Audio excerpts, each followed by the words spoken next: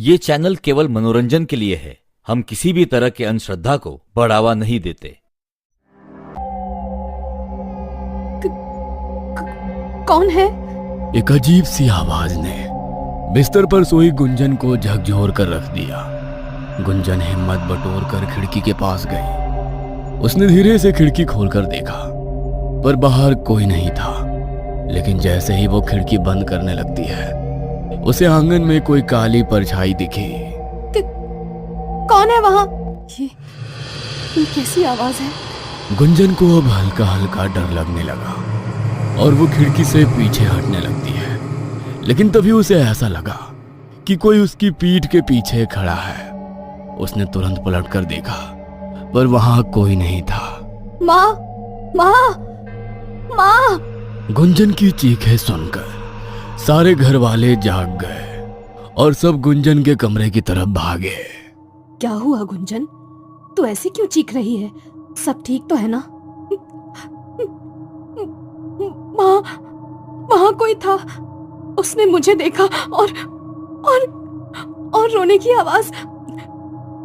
वो रोने की आवाज। वो क्या? ये क्या कह रही है तू? रुक, मुझे देखने दे। निर्मला ने गुंजन के कमरे की अच्छी तरह से छानबीन की। उसने खिड़की खोलकर बाहर देखा तो बाहर भी कोई नहीं था। कोई तो नहीं है रे, तुझे कुछ वहम हुआ है। और मैंने तुझे कितनी बार समझाया है कि रात में खिड़की बंद रखा कर, पर तू है कि सुनती ही नहीं है। नहीं माँ, मैं कह रही हूँ कोई था यहाँ। आप मेरा यकीन करो। गुंजन को इस कदर परेशान देखकर अब निर्मला को भी कुछ अजीब लग रहा था। उसने गुंजन के सर पर हाथ फेरते हुए कहा, देख गुंजन, तेरा 5वां महीना चल रहा है और प्रेगनेंसी के वक्त ऐसे वहम अक्सर होते हैं। तू डर मत। देख, हम सब यही हैं, सब ठीक है। तू सो जा। माँ, आप यहीं रुको। आप कहाँ जा रही हैं? नहीं, मैं कहीं नहीं जा रही गुंजन, तू सो जा। आज मैं यहाँ तेरे कमरे में तेरे साथ ही सोऊंगी और कल से तुझे वैसे भी डरने की जरूरत नहीं है। कल अभिजीत आ जाएगा। क्या वो वापस आ रहे हैं? हाँ, आज ही उसके बाबूजी ने उससे बात की थी। अब जब तक तुम दोनों का बच्चा इस दुनिया में नहीं आ जाता, अभिजीत यहीं तेरे साथ रहेगा। निर्मला की बातों ने अब गुंजन को तसल्ली दे दी थी, क्योंकि पिछले 5 महीनों में अभिजीत मुश्किल से 4 बार उससे मिलने आया था। और अब जैसे जैसे वक्त गुजर रहा था, गुंजन को अभिजीत की सबसे ज्यादा जरूरत थी। पर काम के चलते अभिजीत को वक्त ही इतना नहीं मिलता कि वो घर आ सके। पर अब गुंजन ने सुना कि अभिजीत घर आ रहा है, तब उसकी जान में जान आई। अगले दिन सुबह से ही गुंजन दरवाजे पर टकटकी लगाए अभिजीत की राह देख रही थी। गुंजन, अंदर आ जा, बाहर बहुत ठंड है। अभिजीत को आने में वक्त है अभी। नहीं माँ, मैं यहीं रहकर उनका इंतजार करूंगी। निर्मला ने मुस्कुराते हुए अपने पति की तरफ देखकर कहा, आप ही कुछ कहिए इसे, मेरी तो सुनती ही नहीं है। पागलों की तरह दरवाजे के पास बैठकर उसका इंतजार कर रही है। सब आपस में बातें कर ही रहे थे कि तभी किसी ने दरवाजा खटखटाया। अरे देखो कौन है, लगता है अभिजीत आया है। गुंजन ने जैसे ही अभिजीत को देखा, वो भागकर उसके पास गई और उसके गले लगकर रोने लगी। अरे पगली, अब तो रो क्यों रही है? अब तो मैं आ गया हूं ना, देख। अरे लल्ला, सुबह से तेरी राह देख रही है, ना कुछ खाया है ना पिया है। अब तू ही समझा इसे। ठीक है माँ, अब मैं आ गया हूं ना, अब सब संभाल लूंगा। अभिजीत के आने के बाद से ही गुंजन के चेहरे पर मुस्कुराहट आ गई थी। अब उसे बीती रात के बारे में कुछ भी याद नहीं था। और अब सारा दिन अच्छे से बिताने के बाद फिर रात हो गई। अभिजीत और गुंजन सोने चले गए थे और रात का वही कुछ 12 बज रहा था। तभी एक आवाज से गुंजन की नींद टूट गई। कौन है? कौन है? माँ, माँ आओ ना मेरे पास। माँ। गुंजन के कानों में बार बार एक बच्चे की आवाज गूंज रही थी, जैसे वो उसे अपनी तरफ बुला रहा हो। थोड़ी देर बाद ही गुंजन को एक परछाई दिखी और वो उसके पीछे पीछे चल दी। उस वक्त गुंजन अपने होश में नहीं थी। वो पागलों की तरह उस परछाई के पीछे चल रही थी और चलते चलते वह घर के आंगन में पहुंच गई। तभी उसका भ्रम टूटा और उसकी आंखों के सामने जो था उसे देखकर उसकी चीख निकल गई। बचाओ, बचाओ, ये लाल कदमों के निशान, ये खून। चीखते चीखते गुंजन वहीं आंगन में बेहोश होकर गिर गई। जब सारे घर वाले बाहर आए और उन्होंने इस तरह गुंजन को बेहोश पड़े देखा तो सब हैरान रह गए। गुंजन, उठो, क्या हुआ तुम्हें? उठो गुंजन। लल्ला, तू तो उसके साथ ही सोया था ना, फिर ये यहाँ कैसे? मुझे नहीं मालूम माँ, गुंजन बाहर कब आई? मैं तो सोया हुआ था। अब छोड़िए ये सब, पहले इसको अंदर ले चलते हैं। सब गुंजन को कमरे में लाकर उसे होश में लाने की कोशिश करने लगे। थोड़ी देर बाद जब गुंजन को होश आया तो फिर वो उन्हीं लाल कदमों के निशान के बारे में बात कर रही थी। वो लाल निशान, वो खून, वो बच्चा। क्या कह रही हो गुंजन?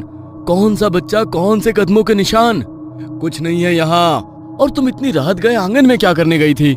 मैं वो बच्चा।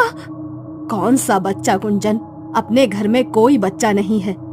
मैं आप लोगों से कह रही हूँ ना, यहाँ एक बच्चा था और वो लाल कदमों के निशान, वो खून। रुकिए, आप सबको मुझ पर यकीन नहीं है ना? मैं अभी दिखाती हूँ। गुंजन भागी भागी आंगन की तरफ गई और जमीन की ओर इशारा करने लगी। ये देखो, यही थे वो निशान। गुंजन, कौन से निशान? यहाँ कोई निशान नहीं है। तुम्हें क्या हो गया है? क्यों ऐसी बहकी बहकी बातें कर रही हो? गुंजन ने देखा कि कोई उसकी बातों पर यकीन नहीं कर रहा है। वो चीख चीख के रोने लगी।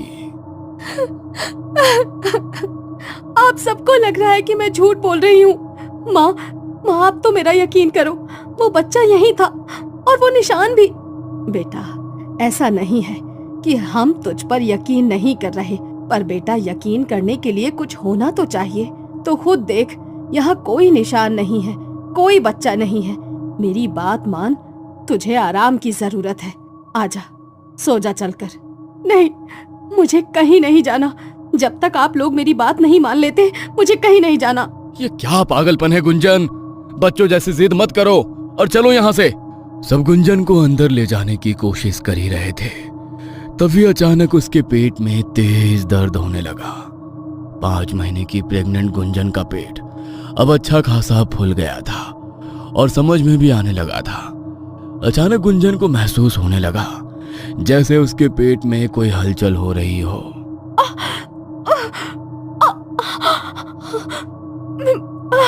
मेरा पेट, माँ, ये दर्द।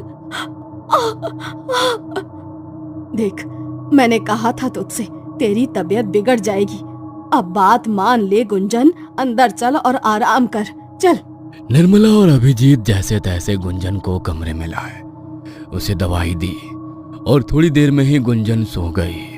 अभिजीत बाहर आया और निर्मला से सवाल करने लगा, कब से हो रहा है ये सब? क्या बताऊं लल्ला, यही कुछ 15 दिन पहले से ही बहू ऐसी अजीब सी हरकतें कर रही है। कभी आधी रात में उठकर कहती है कोई है, कोई बच्चा है, कोई बुला रहा है, तो कभी नींद में चलते चलते छत तक चली जाती है। आपने डॉक्टर से बात की? नहीं लल्ला, 4 महीने के बाद ऐसा सब होता है गर्भवती औरतों के साथ। हमें लगा 1-2 दिन के बाद सब सही हो जाएगा, पर अब जब पानी सर के ऊपर जाने लगा तो तेरे बाबूजी ने तुझे बुलाया। आप लोग ये बात मुझे अब बता रहे हैं? ठीक है, अब जो हो गया सो हो गया, पर कल सबसे पहले हम गुंजन को डॉक्टर के पास लेकर जाएंगे। अभिजीत ने ठान लिया था कि अब वो गुंजन के साथ जो भी हो रहा है उसे ठीक करके रहेगा। उसे लग रहा था डॉक्टर के पास जाने से सब ठीक हो जाएगा, पर वो ये नहीं जानता था कि ये दलदल है। और अब सिर्फ गुंजन ही नहीं बल्कि भीलवाड़ा की हर गर्भवती औरत इस दलदल में फंस चुकी थी। कौन सा तूफान कब भीलवाड़ा पर आने वाला था, ये तो वक्त ही बताएगा। रात के हंगामे के बाद अब सुबह सब ठीक था, सब चैन की नींद में थे। तभी एक आवाज ने हर किसी की धड़कनें रोक दी। माँ, बाबूजी, अभी आओ, जल्दी आओ। ये सब देखो, ये क्या हुआ? जल्दी आओ सब, मेरा बच्चा।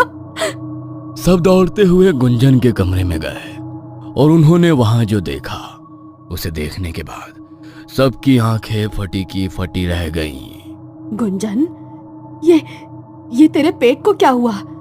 कल तक तो ये फूला हुआ था। माँ, मुझे कुछ समझ नहीं आ रहा। ये सब क्या है? मेरा बच्चा। माँ, मैंने कहा था आप लोगों से कुछ तो ठीक नहीं हो रहा है, पर आपने मेरी बात नहीं मानी। अब देखिए ये सब क्या हो गया। गुंजन, तुम घबराओ मत, हम अभी डॉक्टर के पास जाएंगे। तुम देखना, सब ठीक होगा, हमारे बच्चे को कुछ नहीं होगा। तुम आओ, चलो मेरे साथ। निर्मला गुंजन की हालत देखकर अपना सर पकड़कर जमीन पर बैठ गई, क्योंकि जो कुछ भी हो रहा था वो कोई साधारण बात नहीं थी, या यूं कहें कि नामुमकिन है। कल तक जो गुंजन 5 महीने की प्रेग्नेंट थी, उसके पेट में उसका बच्चा था, उसका पेट फूला हुआ था। आज अचानक उसका पेट बिल्कुल नॉर्मल हो गया। भला रातों रात ऐसा कैसे हो सकता है? देखिए, आप अपनी बीवी से कहिए कि ये रोना बंद करके मुझे बताएं कि आखिर हुआ क्या है। गुंजन, शांत हो जाओ। देखो, अब हम डॉक्टर के पास आ गए हैं, सब ठीक हो जाएगा। डॉक्टर, क्या बताऊं अब? कल तक मेरे पेट में एक बच्चा था, मैं माँ बनने वाली थी, और आज देखिए मेरा पेट ये बिल्कुल नॉर्मल हो गया है। मुझे ऐसा लग रहा है जैसे अब मेरे अंदर कुछ नहीं है। आपका दिमाग खराब हो गया है क्या? कैसी पागलों जैसी बातें कर रही हैं आप? और आप इनके पति हैं ना? आप तो पढ़े लिखे हैं, आप कैसे इनकी ऐसी बातों में इनका सपोर्ट कर सकते हैं? ये हॉस्पिटल है, गांव की दाई खाना का घर नहीं, जहां ऐसी बकवास बातें हो। डॉक्टर, मेरा हाल भी कुछ ऐसा ही होता अगर मैंने सब अपनी आंखों से ना देखा होता तो। अभिजीत ने गुंजन की सारी रिपोर्ट्स डॉक्टर के सामने रख दी, और जिन्हें देखने के बाद डॉक्टर के मुंह से बस एक ही बात निकली, ये नामुमकिन है। नहीं, ये नहीं हो सकता। देखा, मैंने आपसे कहा था ना, मैं झूठ नहीं बोल रही थी, पर किसी ने मेरा यकीन नहीं किया। गुंजन का रो रो कर बुरा हाल था। उसने डॉक्टर का हाथ पकड़कर कहा, अब आप ही कुछ कर सकती हैं, आप ही मेरी मदद कर सकती हैं। देखकर बताइए ना, मेरा बच्चा ठीक तो है ना? उसे कुछ हुआ तो नहीं है? डॉक्टर को कुछ समझ में नहीं आ रहा था कि वो गुंजन से क्या कहे। उन्होंने अपने पूरे करियर में ऐसा कोई केस ना तो कभी देखा था और ना ही सुना था, पर फिर भी उन्होंने अपनी और गुंजन की तसल्ली के लिए उसके लिए कुछ टेस्ट करना सही समझा। डॉक्टर ने अभिजीत की तरफ देखा और कहा, देखिए, हम अभी इनके कुछ टेस्ट करने जा रहे हैं, हो सकता है उससे कुछ पता चल सके। आपको जो करना है करिए, बस एक बार ये बता दीजिए, मेरा बच्चा और गुंजन तो बिल्कुल ठीक है ना? उन्हें तो कुछ नहीं हुआ है ना? डॉक्टर ने गुंजन का अल्ट्रासाउंड किया, और उसकी रिपोर्ट देखने के बाद उनकी यह समझ में नहीं आ रहा था कि वो अभिजीत और गुंजन को क्या जवाब दे। और तब तक निर्मला और अभिजीत के बाबूजी भी हॉस्पिटल आ गए थे। क्या हुआ लल्ला? डॉक्टर क्या बोली? सब ठीक तो है ना? माँ, वो अभी कुछ टेस्ट करने के लिए गुंजन को अंदर लेकर गए हैं, उसके बाद ही कुछ मालूम चलेगा। मुझे तो लग रहा है ये कहीं कोई प्रेत पिशाच का चक्कर तो नहीं। हमें बहू को किसी भगत के पास ले जाना चाहिए। माँ प्लीज, अब आप मत शुरू हो जाइए। कैसी बेवकूफी भरी बातें कर रही हैं आप? बाबूजी, आप ही समझाइए ना इन्हें। भगवान के लिए अब तुम चुप हो जाओ, वैसे भी कम मुसीबत नहीं है। सब आपस में बातें कर ही रहे थे कि तभी डॉक्टर अंदर से गुंजन को साथ लेकर आया। डॉक्टर को देखते ही वो तीनों उनकी तरफ चले गए। कुछ पता चला डॉक्टर? सब ठीक है ना? बताइए ना, बहू और उसका बच्चा ठीक तो है ना? देखिए, अब जो बात मैं आपसे कहने जा रहा हूँ उसे सुनने के लिए शायद आप में से कोई तैयार नहीं है, और ना ही मैं था, पर अब यही सच है। आखिर क्या बताने वाला था डॉक्टर? और ऐसा कैसे हुआ? कहाँ गया गुंजन के गर्भ का बच्चा? रातों रात उसका फूला हुआ पेट एकदम से नॉर्मल कैसे हो गया? और किसके थे वो लाल कदमों के निशान जो गुंजन को दिखते थे? क्या ये सब सच था या वाकई गुंजन दिमागी बीमार थी? जानने के लिए देखिए अगला एपिसोड सिर्फ once upon a time horror stories पर। डॉक्टर की बात सुनकर अभिजीत और निर्मला घबरा जाते हैं। अभिजीत समझ जाता है कि उसका बच्चा अब इस दुनिया में नहीं रहा। वही निर्मला की आंखों से तो आंसू गिरने लगते हैं। आप चुप क्यों हैं? बोलिए ना, ऐसी क्या बात है? मेरी बहू और बच्चा ठीक तो है ना? काश मैं ऐसा कह पाता, गुंजन ने अपना बच्चा खो दिया है, लेकिन हैरानी की बात यह है कि हमें गुंजन के गर्भ में बच्चे का एक भी चिन्ह नहीं मिला। ऐसा कैसे हो सकता है? ऐसा लग रहा है जैसे वो कभी प्रेग्नेंट थी ही नहीं। मुझे तो ये बुद्धि बिल्कुल समझ में नहीं आ रही। मुझे उम्मीद है कि आप लोग मुश्किल समय में गुंजन के साथ खड़े रहेंगे। ये आवाज कैसी? कहीं गुंजन? सब लोग भागते हुए गुंजन के कमरे में पहुंचे तो देखा कि गुंजन पागलों की तरह बिस्तर पर रखे कंबल और तकियों को फाड़ रही है और जोर जोर से चीख रही है। मेरा बच्चा, मेरा बच्चा, मेरा बच्चा कहाँ है? मैं सब बर्बाद कर दूंगी। मैं अपने बच्चे को कुछ नहीं होने दूंगी। गुंजन की ये हालत देखकर अभिजीत की आंखों से आंसू छलक आते हैं और वो भागकर उसे गले लगाने की कोशिश करता है।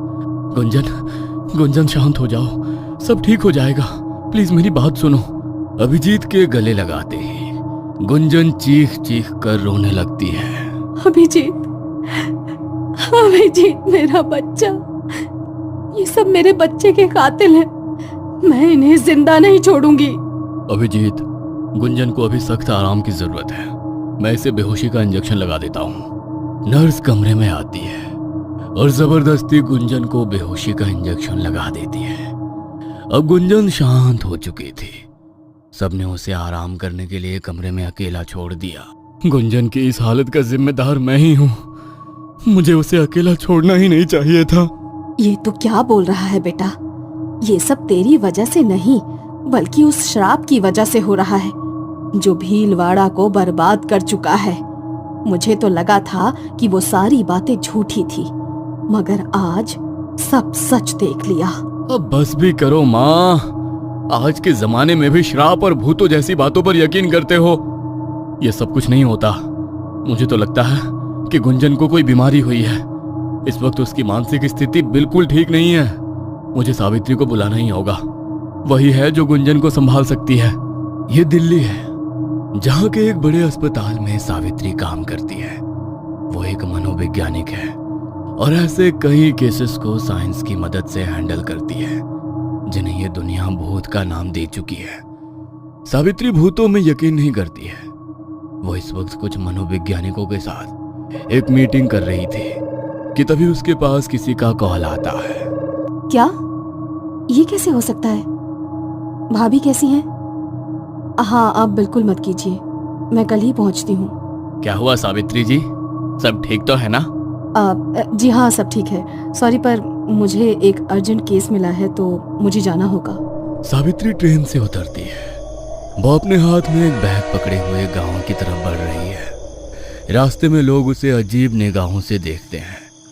गांव की गलियों में गहराती खामोशी और हल्की हवाओं का शोर माहौल को और रहस्यमयी बना रहा है। भीलवाड़ा अभी भी नहीं बदला।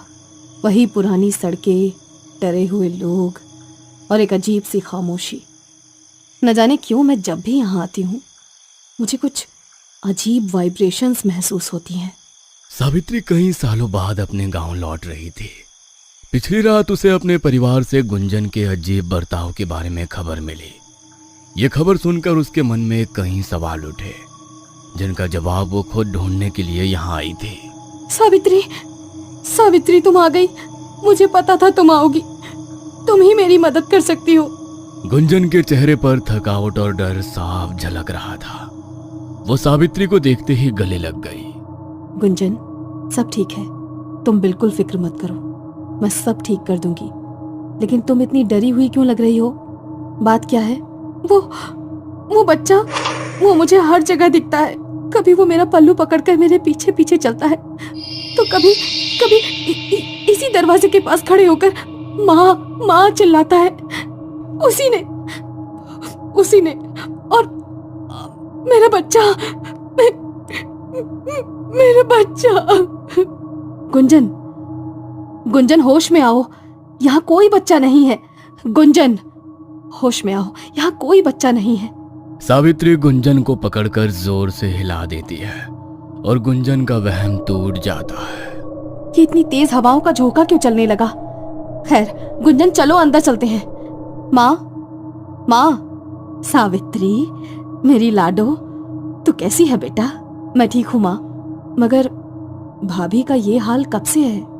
15 दिन हो गए हैं। कभी अचानक चीख पड़ती है, कभी कहती है कोई उसे बुला रहा है।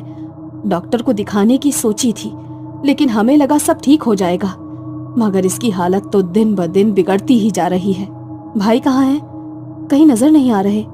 अभिजीत, वो बेचारा हर वैद्य और डॉक्टर के चक्कर काट रहा है। उसके गले से तो रोटी तक नहीं उतरती है। तभी तो तुझे बुलाया है, ताकि तू इसे ठीक कर सके।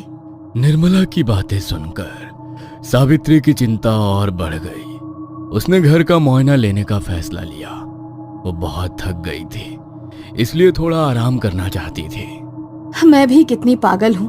पूरे 1 साल बाद मेरी लाडो घर वापस आई है और मैंने उसे खाने तक भी नहीं पूछा। तू ये सब छोड़, जाकर अपने कमरे में आराम कर। मैंने तेरी पसंदीदा दाल बाटी बनाई है, लाती हूँ। हाँ, मेरा कमरा, कितना सुकून मिलता है अपनी पुरानी चीजों को देखकर।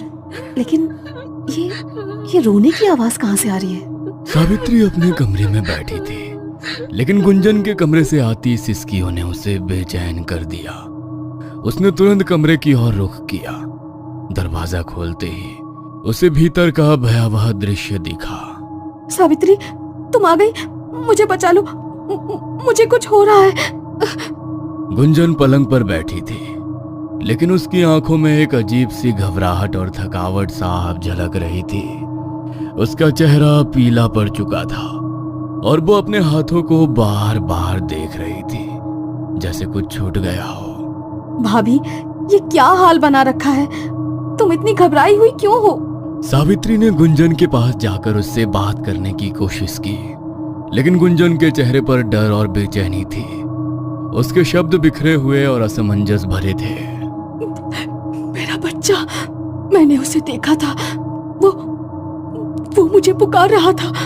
गुंजन, इस कमरे में कोई नहीं है। देखो, यहाँ सिर्फ मैं हूँ और तुम्हें डरने की बिल्कुल जरूरत नहीं है। तुम खुलकर मुझे बता सकती हो, क्या तुम किसी के दबाव में आकर ये सब कर रही हो? नहीं, वो अभी भी यही है। वो तुम्हें देख रहा है। उस रात जब मैंने परछाई देखी, उसने मुझे बुलाया। वो बच्चा, उसने कहा, माँ मेरे पास आओ। और फिर खून, लाल कदमों के निशान। वो आएगा, वो रात को जरूर आएगा। क्या? लेकिन भाभी, ये कैसे हो सकता है? तुमने कहा था कि तुम्हारा बच्चा गायब हो गया। फिर ये बात तुम नहीं समझोगी सावित्री। वो मेरे साथ है, हर जगह। उसकी आवाज, उसकी परछाई, वो हर रात आता है। कभी मुझे बुलाता है, कभी रोता है। गुंजन का शरीर कांप रहा था। वो अपने पैरों को घुटनों से लपेटे बैठी थी, जैसे किसी अदृश्य शक्ति से बचने की कोशिश कर रही हो। सावित्री ने उसकी नब्ज जांची। भाभी, तुम्हें आराम की जरूरत है। मुझे लगता है ये सब तुम्हारे दिमाग का भ्रम है। मैं यहाँ हूँ, सब ठीक हो जाएगा। सब ठीक नहीं होगा सावित्री, तुम नहीं जानती। ये सब कालिंदी का काम है। वो मुझे ले जाएगी। उसने कहा है, तेरे बच्चे की जगह अब तुझे जाना होगा। कालिंदी? कौन कालिंदी? भाभी, ये सब तुम्हारे दिमाग की उपज है। तुम्हारे दिमाग पर गहरे सदमे का असर हुआ है। तुम आराम करो, मैं तुम्हारे लिए कुछ दवाई लाती हूँ। दवाई काम नहीं करेगी सावित्री, मैं श्रापित हूँ। ये सिर्फ शुरुआत है। भाभी, ये सब क्या बड़बड़ा रही हैं? बच्चा, लाल निशान, और अब ये कालिंदी कौन है? सावित्री समझ गई कि ये कोई साधारण समस्या नहीं है। उसने अपने बैग से अपनी नोटबुक निकाली और गुंजन के लक्षण लिखने लगी। हर छोटी बड़ी बात वो दर्ज कर रही थी। इसका मतलब गुंजन जिससे डरती है वो रात को आएगा, और आज रात मुझे चौकन्ना रहना होगा। मुझे कोई ना कोई सुराग जरूर मिलेगा। रात गहरी हो चुकी थी। घर के सभी लोग सो चुके थे, लेकिन सावित्री को नींद नहीं आ रही थी। सावित्री कमरे में अपनी नोटबुक में लिख रही है, लेकिन हवाओं की गूंज और हल्की फुसफुसाहटों ने माहौल को भयानक बना दिया था कि तभी अचानक खिड़की पर दस्तक हुई। ये आवाजें, इतनी देर रात खिड़की पर कौन हो सकता है? कौन है? सावित्री ने खिड़की की ओर देखा, लेकिन कुछ नहीं दिखा। उसने खिड़की के पास जाकर बाहर झांका। आंगन में हल्की हल्की धुंध फैली हुई थी। तभी उसे वहां पर एक परछाई दिखी। ये कौन हो सकता है? इस वक्त बाहर कौन है? जैसे ही उसने ध्यान से देखा, वो परछाई घर के पुराने मंदिर की ओर बढ़ने लगी। बिना किसी हिचक के सावित्री ने दरवाजा खोला और उसके पीछे पीछे चल दी। मंदिर तक पहुंचने पर उसने देखा कि दरवाजे पर लाल कदमों के निशान थे। खून जैसा लगने वाला द्रव्य नीचे बह रहा था। सावित्री ने झुककर उसे छूना चाहा, लेकिन तभी माँ, मेरे पास आओ माँ। सावित्री ने देखा कि मंदिर के भीतर दीवारों पर खून से बने अजीब चिन्ह थे। वहां एक पालना था जो धीरे धीरे हिल रहा था। कौन है यहाँ? कौन ये सब कर रहा है? जवाब में सिर्फ सन्नाटा था। सावित्री ने कदम बढ़ाया और जैसे ही उसने पालने के भीतर झांका, उसे वहां एक कंकाल दिखा। बच्चे के कंकाल का एक हाथ उसकी ओर बढ़ा हुआ था। नहीं, ये सच नहीं हो सकता। सावित्री पीछे हटने लगी, लेकिन तभी मंदिर के दरवाजे जोर से बंद हो गए। वो भागने की कोशिश कर रही थी जब उसकी आंखों के सामने लाल रोशनी चमकी। मंदिर में अचानक एक चेहरा प्रकट हुआ। ये कालिंदी का चेहरा था। उसकी आंखें गुस्से और दर्द से जल रही थी। वो सावित्री की ओर बढ़ रही थी। ये श्राप मैंने दिया है, लेकिन ये दर्द तुम सब ने मुझे दिया था। अब कोई इसे नहीं रोक सकता। सावित्री ने अपने पूरे दम से चीख मारी और दरवाजा खोलने की कोशिश की। किसी तरह वो बाहर निकली और भागकर घर पहुंची। उसकी सांसें तेज चल रही थी। तुम भी देखाई है ना? अब तुम जान गई कि ये सब सच है। गुंजन के साथ घर के बाकी लोग भी बाहर आ गए। सावित्री का शरीर मानो जम सा गया हो। उसकी बोलती बंद थी। क्या हुआ सावित्री, तुम यहाँ आंगन में क्या देखा तुमने? कुछ बोलती क्यों नहीं? सावित्री, चुप क्यों हो? माँ कुछ पूछ रही है। वो कालिंदी कालिंदी। सावित्री को अब एहसास हो गया था कि ये घटना सिर्फ कल्पना नहीं थी। वो गुंजन की बातों पर यकीन करने लगी, लेकिन सवाल ये था कि क्या वो घर वालों को सच बता पाएगी? आखिर कौन है ये कालिंदी और क्या श्राप दिया है उसने भीड़ वाला को? सावित्री कैसे पहुंचेगी कालिंदी तक? जानने के लिए सुनते रहिए कालिंदी की श्राप, सिर्फ once upon a time horror stories पर। सावित्री, तुम भी गुंजन की तरह कुछ भी बोले जा रही हो। तुम अपने कमरे में वापस चलो चलो। अभिजीत सावित्री को पकड़कर वापस उसके कमरे में ले जाता है कि तभी उसकी नजर दीवार पर पड़ती है, जहां खून से लिखा था, मेरा श्राप सब बर्बाद कर देगा, तुम किसी को नहीं बचा पाओगी। ये मेरे कमरे में किसने लिखा? शायद गुंजन सही थी। कोई तो है जो हम सब पर नजर रखे हुए है। इससे पहले कि वो किसी को नुकसान पहुंचाए, मुझे उसे रोकना होगा। लगता है कोई हमारे परिवार के साथ घटिया मजाक कर रहा है। वो गुंजन को पागल साबित करना चाहता है, मगर मैं ऐसा होने नहीं दूंगा। नहीं भैया, ये कोई मजाक नहीं, बल्कि किसी बड़ी शक्ति का जाल है। मुझे कल गांव जाकर इसके बारे में पता करना ही होगा। अभी आप जाकर माँ को संभालिए, मैं गुंजन भाभी के पास जाती हूँ। हमें उन्हें अकेला नहीं छोड़ना चाहिए। अभिजीत वहां से चला जाता है और सावित्री गुंजन के कमरे में आकर उसके पास बैठ जाती है ताकि गुंजन आराम से सो सके। मगर रात के भयानक दृश्य ने सावित्री को झकझोर कर रख दिया था। उस कालिंदी का चेहरा, बच्चे के रोने की आवाज, सब कुछ इतना खतरनाक था कि उसे अब तक यकीन नहीं हो रहा था। सावित्री रात भर नहीं सो पाई। उसकी आंखों में डर और सवालों का समंदर था। उसने गुंजन के बगल में बैठकर पूरी रात उसकी तबीयत का ख्याल रखा, लेकिन उसके मन में एक ही बात घूम रही थी, ये सब क्या हो रहा है और क्यों? सावित्री बेटी, तुम रात भर नहीं सोई। ये सब तुम्हारे बस का नहीं है। हम जिस श्राप के नीचे जी रहे हैं उसे कोई बदल नहीं सकता। गुंजन की किस्मत में अगर मर जाना ही लिखा है तो यही सही, लेकिन मैं अपनी बेटी को मौत के मुंह में नहीं ढकेल सकती। माँ, आप ये कैसी बातें कर रही हैं? मैं गुंजन भाभी को कुछ नहीं होने दूंगी। आप बस मुझे ये बताइए कि क्या इस गांव में कोई है जो कालिंदी के बारे में कुछ जानता हो?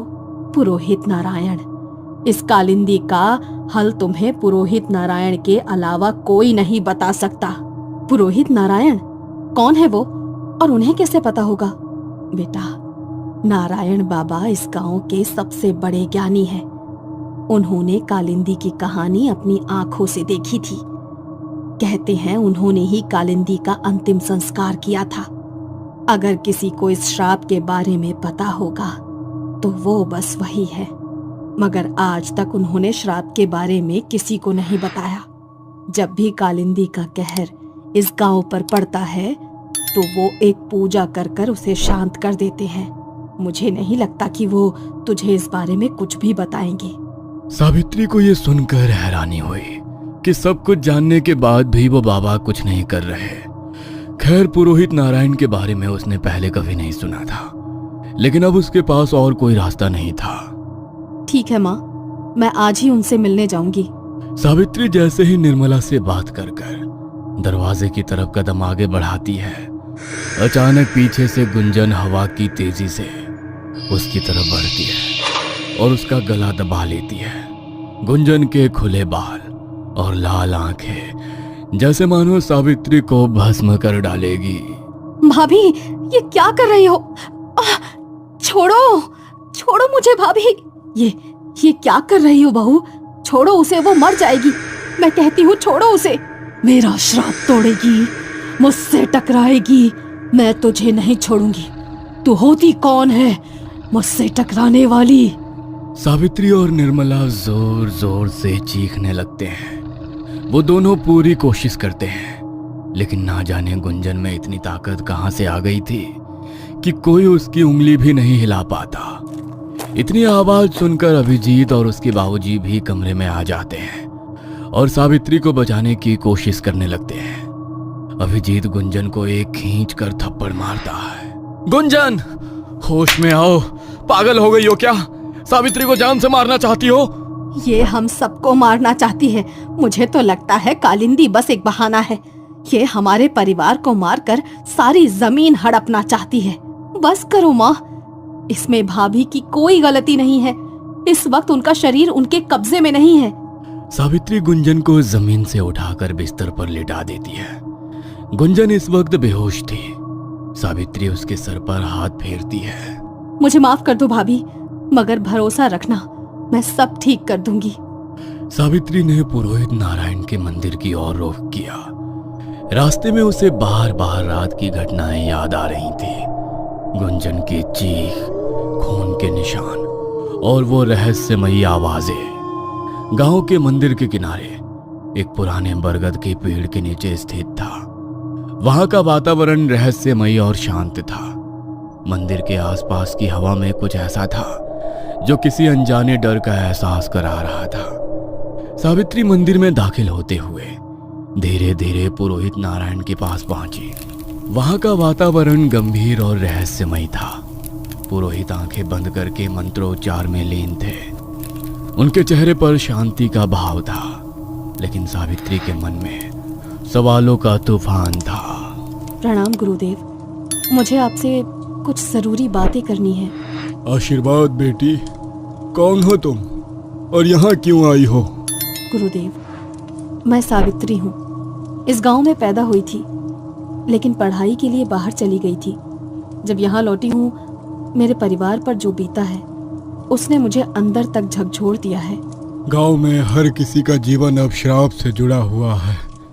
ये नई बात नहीं है, लेकिन तुम मुझसे क्यों मिलने आई हो? क्योंकि मैं सच जानना चाहती हूँ। गुंजन की हालत देखकर मुझे यकीन हो गया है कि यहाँ कुछ भयानक हो रहा है। माँ ने बताया कि आप कालिंदी के बारे में सब कुछ जानते हैं। कृपया मुझे बताएं कि ये सब क्यों हो रहा है। कालिंदी का नाम क्यों लिया? यह नाम इस गांव में तबाही और दर्द का प्रतीक है। मैं तुम्हें कुछ भी नहीं बता सकता। ये सवाल मत पूछो। गुरुदेव, आप गांव के ज्ञानी हैं। अगर आप ही चुप रहेंगे तो फिर सच कौन बताएगा? क्या आप नहीं चाहते कि ये श्राप खत्म हो? अब सावित्री, ये उतना आसान नहीं है। कुछ रहस्य ऐसे होते हैं जिन्हें जानने से दुख ही मिलता है। कालिंदी की कहानी भी वैसी ही है। गुरुदेव, मुझे दुख का डर नहीं है। मैं अपनी भाभी और गांव की दूसरी औरतों को इस श्राप से बचाना चाहती हूँ। अगर आप मुझे सच नहीं बताएंगे तो फिर मैं इसे कैसे खत्म करूंगी? तुम समझ नहीं रही हो सावित्री। कालिंदी का नाम लेना ही अशुभ है। उसके बारे में बात करना और भी खतरनाक हो सकता है। गुरुदेव, अगर कालिंदी का नाम लेना अशुभ है तो क्या उसे यादों से मिटा देना ठीक है? क्या ये सही है कि हम उस आत्मा को और दर्द दें जो पहले ही इतना कुछ झेल चुकी है? मैंने कहा ना, ये चर्चा बंद करो। कालिंदी की आत्मा इस गांव में भटक रही है। वो बहुत क्रोधित है। अगर तुमने इसे छेड़ा तो परिणाम भयानक होंगे। क्या परिणाम भयानक हो सकता है गुरुदेव? जो महिलाएं माँ बनने का सपना देख रही हैं, उनके गर्भ से बच्चे गायब हो रहे हैं। ये भयानक नहीं है? अगर कालिंदी को न्याय नहीं मिला तो क्या आप नहीं मानते कि उसका श्राप सही है? पुरोहित नारायण कुछ पल के लिए शांत हो गए। उनकी आंखों में पछतावे और डर का अजीब मिश्रण था। सावित्री की बातों ने उन्हें सोचने पर मजबूर कर दिया था।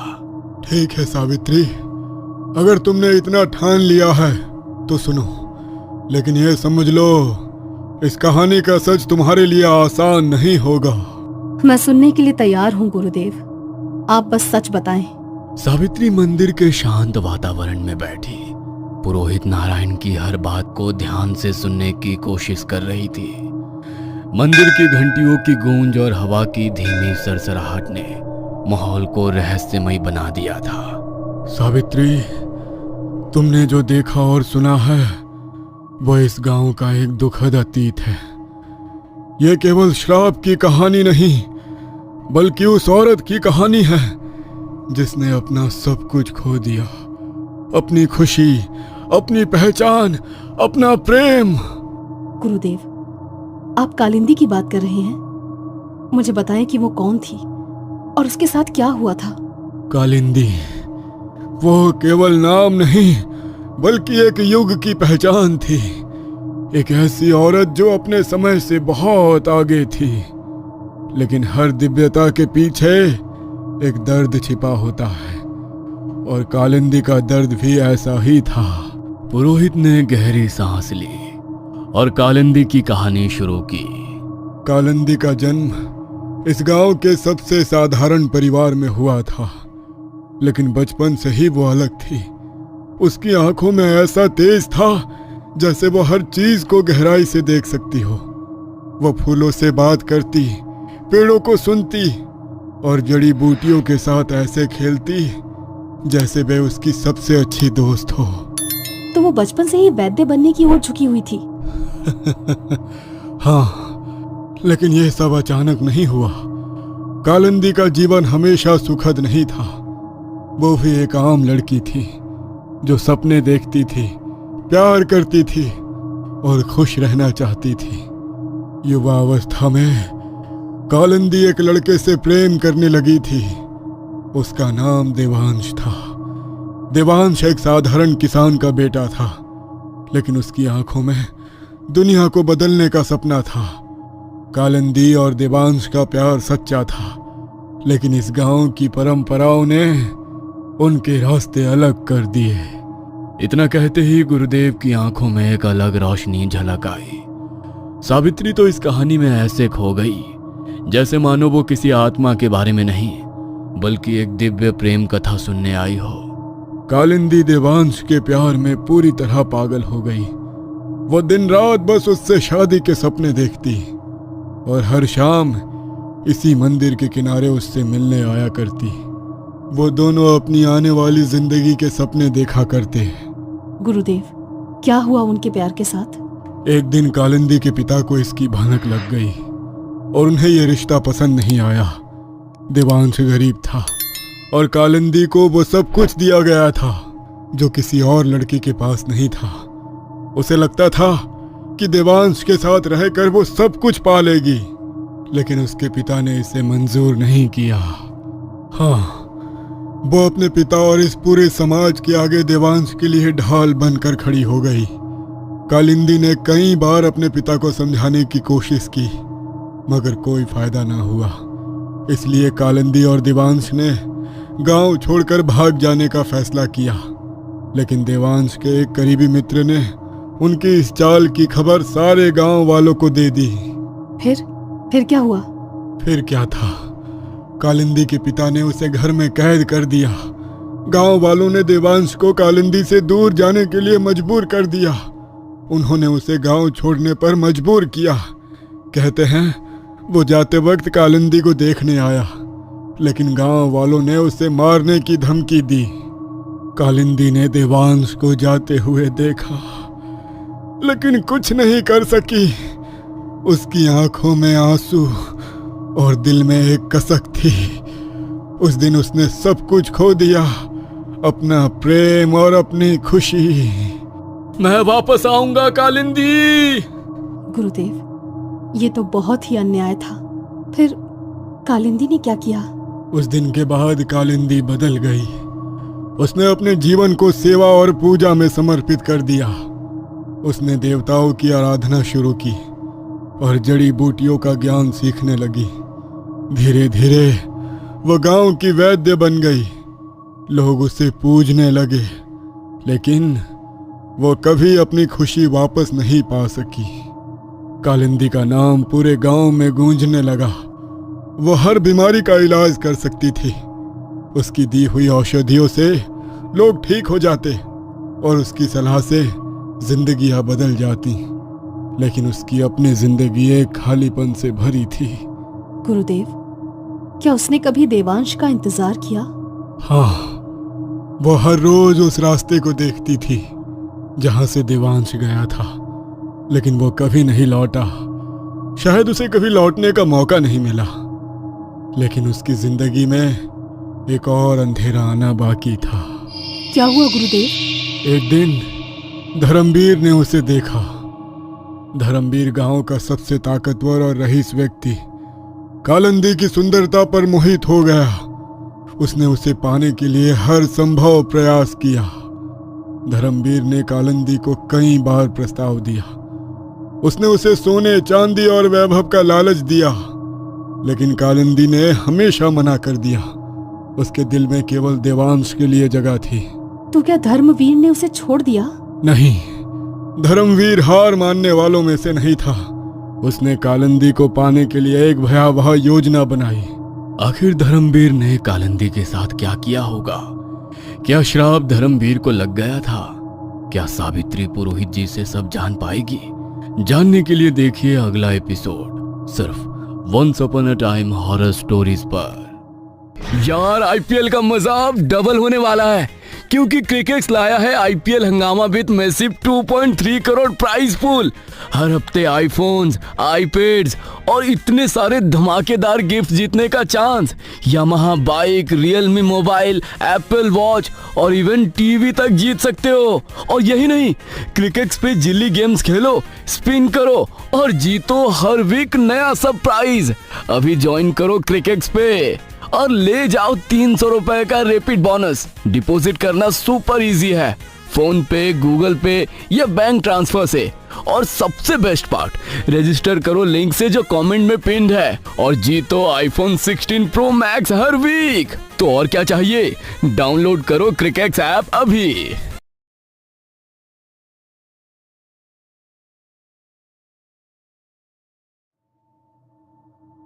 मंदिर के अंदर सावित्री और पुरोहित नारायण आमने सामने बैठे थे। सावित्री के चेहरे पर दृढ़ता थी, जबकि पुरोहित नारायण की आंखों में अजीब सी उदासी झलक रही थी। सावित्री, मुझे नहीं लगता कि मुझे तुम्हें इससे आगे कुछ भी बताना चाहिए। ये तुम्हारी जान को खतरे में डाल देगा। गुरुदेव, आप मेरी चिंता ना करें, बल्कि इस गांव के बारे में सोचें। क्या इस गांव में कभी किलकारियां नहीं गूंजेंगी? उन माओं का क्या होगा कि वो बांझ बनकर रह जाएंगी? कहते हैं कि एक औरत के जीवन में सबसे बड़ी खुशी माँ बनने की होती है। क्या आप इस गांव की सारी औरतों से वो खुशी छीन लेना चाहते हैं? सावित्री ने ये ठान लिया था कि वो ये गुत्थे सुलझा कर रहेगी। पुरोहित जी को भी उसकी जिद के आगे घुटने टेकने ही पड़े। कालिंदी की कहानी जितनी दर्दनाक है, उतनी ही भयावह भी। उसकी जिंदगी का हर मोड़, हर घटना उस अंधेरे की ओर ले गई। तुम उसे समझना चाहती हो, लेकिन उसका सच तुम्हारे भीतर डर और सवालों का सैलाब पैदा कर देगा। गुरुदेव, मैं सच से डरने वालों में से नहीं हूँ। अगर इस गांव को बचाने का रास्ता कालिंदी की कहानी में छुपा है तो मुझे हर सच जानना होगा। ठीक है, सुनो, लेकिन याद रखना, ये कहानी सिर्फ एक औरत की पीड़ा नहीं, बल्कि इंसानियत के पतन की दास्तान है। जैसा कि मैंने तुम्हें बताया कि कालिंदी एक साधारण परिवार की बेटी थी, लेकिन उसकी सुंदरता, तेजस्विता और ज्ञान ने उसे खास बना दिया था। बचपन से ही वो जड़ी बूटियों और औषधियों का ज्ञान रखने लगी थी। गांव के लोग उसे देवी समान मानते थे, मगर देवांश के जाने के बाद उसकी जिंदगी में सब कुछ बदल चुका था। जिस मुंह से वो दूर निकल गई थी, उसे भनक भी नहीं थी कि उसका वो सौंदर्य और ज्ञान ही उसके लिए अभिशाप बन जाएगा। धर्मवीर ने पहली बार उसे गांव के कुएं के पास देखा। उस दिन कालिंदी सफेद साड़ी में, हाथों में जड़ी बूटियां लेकर खड़ी थी। उसकी सुंदरता देखकर धर्मवीर के मन में उसे पाने की इच्छा जाग गई। धर्मवीर गांव का सबसे ताकतवर आदमी था। वो कालिंदी को अपने वैभव और ताकत से प्रवाहित करना चाहता था। कालिंदी, तुम्हारी सुंदरता इस गांव की सबसे अनमोल चीज है। तुम्हारी जगह इस कोठरी में नहीं, बल्कि मेरे आलीशान घर में है।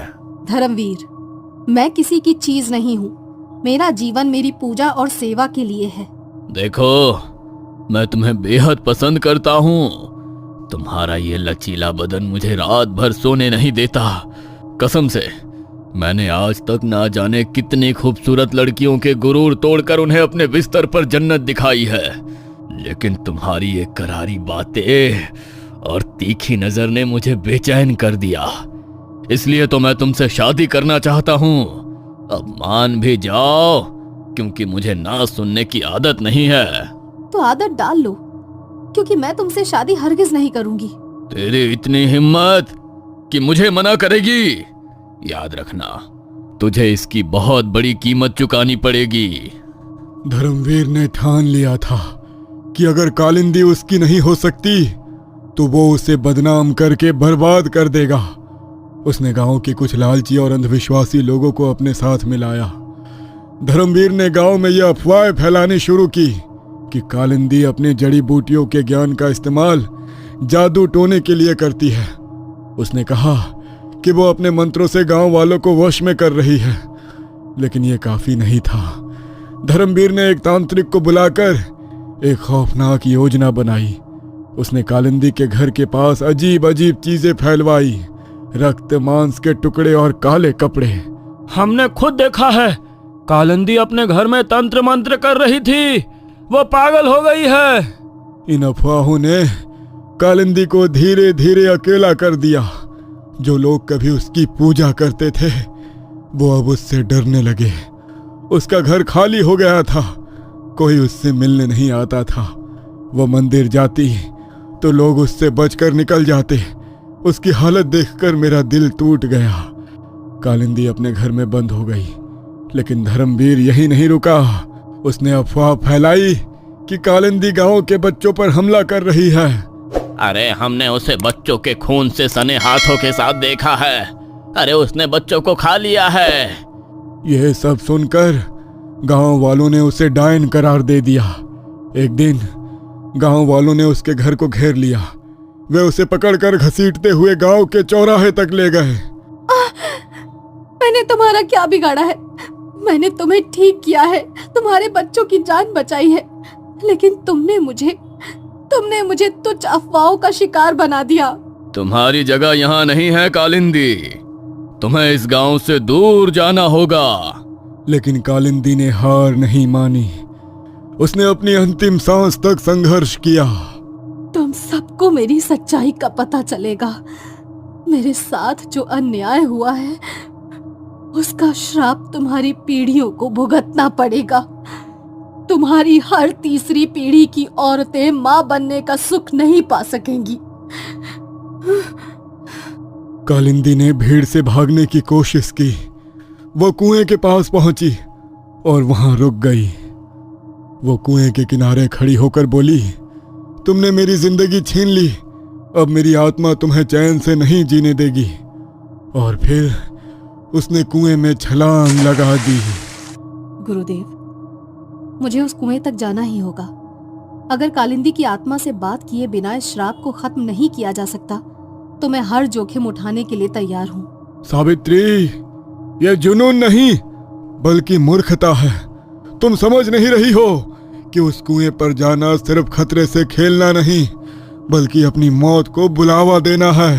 अगर मैं वहां नहीं जाऊंगी तो क्या इस श्राप को खत्म किया जा सकता है? क्या हम इसे यूं ही पीढ़ियों तक सहने देंगे? मैं इसे खत्म करना चाहती हूँ, और अगर इसके लिए मुझे अपनी जान भी दांव पर लगानी पड़े तो मैं तैयार हूँ। तुम ये क्यों नहीं समझ रही हो बेटी? कालिंदी की आत्मा शांत नहीं है, वो हर किसी से नाराज है। उसकी आत्मा को छेड़ना मतलब और ज्यादा विपत्ति बुलाना है। गुरुदेव, यही तो समस्या है। आप जैसे लोग हमेशा डर की वजह से चुप रहते हैं। गांव वालों ने कालिंदी के साथ अन्याय किया और आप सबने चुपचाप देखा। अब जब इस श्राप की वजह से हर तीसरी पीढ़ी की औरतें अपनी संतानों को खो रही हैं, तब भी आप चुप हैं। मैं चुप नहीं रह सकती। तुम्हें लगता है मैं चुप हूँ? अरे मैंने अपना पूरा जीवन इस श्राप को समझने और इसे खत्म करने के तरीके खोजने में लगा दिया। लेकिन कुछ रहस्य ऐसे होते हैं जिन्हें छेड़ने का मतलब और बड़ा विनाश लाना है। तो क्या इसका मतलब है कि हम इस श्राप को स्वीकार कर लें? क्या आप चाहते हैं कि औरतें इसी तरह अपने बच्चों को खोती रहें? क्या आप चाहते हैं कि कालिंदी की आत्मा कभी शांति ना पाए? तुम समझ नहीं रही हो बेटी, ये केवल एक आत्मा से बात करने की बात नहीं है। उस कुएं में कुछ ऐसा है जो इंसान की समझ से परे है। वहां जाने का मतलब है उस शक्ति से सामना करना जो नष्ट कर सकती है। गुरुदेव, मैं डरने वालों में से नहीं हूँ। मैं जानती हूँ कि डर ही हमें कमजोर बनाता है। अगर कालिंदी को न्याय नहीं मिला तो ये गांव कभी शांति से नहीं जी पाएगा। तुम्हें लगता है कि तुम्हारी हिम्मत तुम्हें बचा लेगी, लेकिन क्या तुमने सोचा है कि अगर तुम उस कुएं तक गई और कुछ गलत हुआ तो क्या होगा? अगर तुम वापस नहीं लौटी तो तुम्हारे परिवार का क्या होगा? अगर मैंने कुछ नहीं किया तो भी क्या मेरे परिवार का जीवन सामान्य होगा? हर रात मेरी भाभी गुंजन की चीखें सुनकर मुझे लगता है कि मैं असफल हूँ। मैं कुछ करना चाहती हूँ गुरुदेव। मैं तुम्हारी पीड़ा समझता हूँ बेटी, लेकिन वहां जाना एक साधारण बात नहीं है। तुम नहीं जानती कि उस कुएं के पास क्या होता है। वहां ना सिर्फ कालिंदी की आत्मा भटकती है बल्कि कुछ ऐसा है जिसे अब तक कोई नहीं समझ पाया। आपका मतलब क्या है गुरुदेव? क्या आपने कुछ देखा है? हाँ, मैंने देखा है। कई साल पहले एक औरत उस कुएं तक गई थी। वो दावा कर रही थी कि वो कालिंदी की आत्मा को शांत कर सकती है, लेकिन वो कभी वापस नहीं आई। उसके साथ क्या हुआ था? क्या आपने कभी उस कुएं में झांक कर देखा? कोई नहीं जानता, लेकिन कुछ ने उस रात उसकी चीखें सुनी थी और अगली सुबह उस कुएं के पास खून के निशान पाए गए, लेकिन उसका शरीर कभी नहीं मिला। गुरुदेव, शायद वही अंधेरा इस श्राप का कारण है। मैं उस अंधेरे का सामना करने को तैयार हूँ। तुम्हें लगता है ये आसान है? ये कोई साधारण यात्रा नहीं है। वहां जाने का मतलब है अपनी आत्मा को खतरे में डालना। अगर ये यात्रा कठिन है तो इसका मतलब ये नहीं कि हमें हार माननी चाहिए। ये श्राप सिर्फ कालिंदी की आत्मा के दर्द का नतीजा नहीं है, बल्कि हमारे समाज की गलतियों का भी परिणाम है। मैं इसे ठीक करना चाहती हूँ। तुम्हारी बहादुरी की मैं कद्र करता हूँ सावित्री, लेकिन तुम्हें मेरी चेतावनी को हल्के में नहीं लेना चाहिए। मैं आपकी चेतावनी समझती हूँ गुरुदेव, लेकिन मैं अपनी जिम्मेदारी भी समझती हूँ। अगर मैं इस श्राप को खत्म करने के लिए कदम नहीं उठाऊंगी तो कौन उठाएगा? अगर तुमने ये निर्णय लिया है तो मैं तुम्हें रोकूंगा नहीं, लेकिन याद रखना, तुम्हारे कदम केवल तुम्हारे नहीं बल्कि इस पूरे गांव की किस्मत तय करेंगे। गुरुदेव, यही मेरी कोशिश है। मैं इस गांव की किस्मत बदलना चाहती हूँ। सावित्री और पुरोहित नारायण के बीच लंबी बहस के बाद मंदिर के माहौल में एक गहरी खामोशी छा गई। सावित्री अपनी जगह पर खड़ी थी और पुरोहित नारायण अपने मस्तक को सहलाते हुए गहरी सोच में डूबे हुए थे। सावित्री, मैं तुम्हारी दृढ़ता देख रहा हूं। तुम सही हो। यह श्राप सिर्फ कालिंदी की आत्मा का नहीं, बल्कि हमारी पीढ़ियों की गलतियों का नतीजा है। तो आप मुझे कुएं तक जाने से रोकेंगे नहीं? नहीं, मैं तुम्हें अकेले नहीं जाने दूंगा। कल ब्रह्म मुहूर्त में जब अंधेरा और रोशनी का संतुलन होगा, हम दोनों उस कुएं तक जाएंगे। लेकिन याद रखो सावित्री, यह यात्रा सिर्फ शारीरिक नहीं है, यह तुम्हारी आत्मा की परीक्षा होगी। आप भी मेरे साथ चलेंगे गुरुदेव? हाँ, तुम अकेली वहां नहीं जा सकती, लेकिन इस रात को तुम्हें किसी भी बुरी ताकत से बचाने के लिए तुम्हें यह मंत्रित धागा दूंगा। पुरोहित नारायण ने अपने पास रखे लाल रंग के धागे को उठाया और उसमें मंत्र फूंका, फिर उसे सावित्री के हाथ पर बांध दिया। यह धागा तुम्हें रात भर किसी भी बुरी ताकत से बचाएगा। ध्यान रखना, इसे खोलना मत। धन्यवाद गुरुदेव, मैं आपकी बातों का ध्यान रखूंगी। कल सुबह मंदिर में मिलती हूँ। सावित्री ने घर लौटते समय खुद को शांत रखने की कोशिश की, लेकिन जैसे ही उसने अपने आंगन में कदम रखा, उसे महसूस हुआ कि घर का माहौल अजीब था। अंदर से हल्की हल्की फुसफुसाहटें सुनाई दे रही थी। ये आवाज कैसी है? वो घर के अंदर गई और देखा कि गुंजन अपने कमरे के कोने में बैठी थी। उसकी आंखें लाल हो चुकी थी और उसके बाल बिखरे हुए थे। वो आ रहा है। वो मेरे बच्चे को ले गया और अब वो तुम्हारे लिए आएगा। गुंजन, तुम क्या कह रही हो? कौन आ रहा है? सावित्री ने गुंजन को शांत करने के लिए पास जाने की कोशिश की, लेकिन जैसे ही उसने कदम बढ़ाया, कमरे का तापमान अचानक गिर गया। दीवारों पर खरोच के निशान दिखने लगे। वो यही है, उसे मत आने दो, उसे मत आने दो, मत आने दो उसे। गुंजन की चीखें और तेज हो गई।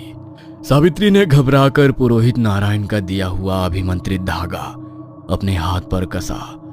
तभी वो दृश्य अचानक थम गया। गुंजन, मैं तुम्हें बचाऊंगी। मैं कुछ ऐसा करूंगी जिससे तुम्हें और इस गांव की औरतों को इस दर्द से आजादी मिले। गुंजन धीरे धीरे शांत हो गई, लेकिन उसके चेहरे पर डर बना रहा। सावित्री ने तय कर लिया कि अगली सुबह जो भी हो वो कुएं तक जाएगी। अगली सुबह सूरज निकलने से पहले सावित्री तैयार होकर मंदिर पहुंची। उसका दिल तेजी से धड़क रहा था। गुरुदेव ने कहा था कि हम ब्रह्म मुहूर्त में जाएंगे। मुझे जल्दी पहुंचना चाहिए। लेकिन जैसे ही वो मंदिर के अंदर पहुंची, उसे वहां पुरोहित नारायण कहीं नहीं दिखे। पूजा की सामग्री वैसे ही रखी हुई थी और अगरबत्तियां बुझ चुकी थी। गुरुदेव, आप कहाँ हैं? ये सब क्या हो रहा है? सावित्री ने चारों ओर देखा, लेकिन वहां सिर्फ सन्नाटा था। अचानक उसने देखा कि मंदिर की दीवार पर एक लाल रंग का निशान उभरा हुआ था। वो धीरे धीरे उस निशान के पास गई। दीवार पर लिखा था, सावित्री, ये रास्ता कठिन है, तुम्हें अकेले ही आगे बढ़ना होगा। गुरुदेव ने ये क्यों लिखा? क्या वो खुद डर गए? मंदिर की घंटी अचानक बज उठी। सावित्री ने गहरी सांस ली और मन ही मन ठान लिया, अगर मुझे ये लड़ाई अकेले लड़नी है तो मैं इसे लड़ूंगी। मैं उस कुएं तक जाऊंगी। क्या सावित्री उस कुएं तक पहुंच पाएगी? क्या पुरोहित नारायण की गुमशुदगी का कोई संबंध इस रहस्य से है? जानने के लिए सुनते रहिए कालिंदी का श्राप, सिर्फ और सिर्फ once upon a time horror Hindi पर। सावित्री मंदिर के अंदर खड़ी थी। वहां का माहौल शांत लेकिन अजीब तरह से भारी था। पुरोहित नारायण का गायब होना उसे बेचैन कर रहा था। गुरुदेव कहाँ चले गए? उन्होंने तो खुद कहा था कि हम ब्रह्म मुहूर्त में कुएं तक साथ जाएंगे। क्या वो मुझसे डरकर भाग गए या उन्हें कुछ हो गया? उसने दीवार पर लिखे संदेश को दोबारा पढ़ा, तुम्हें अकेले ही आगे बढ़ना होगा। लेकिन यह संदेश उसके डर को बढ़ा रहा था। कहीं ये कालिंदी का काम तो नहीं है? केवल गुरुजी ही थे जो उसे जानते थे। शायद वो नहीं चाहती कि मैं उस तक पहुंच पाऊं, इसीलिए उसने गुरुजी को अगवा कर लिया। मुझे उनकी जान बचानी ही होगी। अगर उन्हें कुछ हो गया तो मैं खुद को कभी माफ नहीं कर पाऊंगी। सावित्री ने चारों तरफ देखा।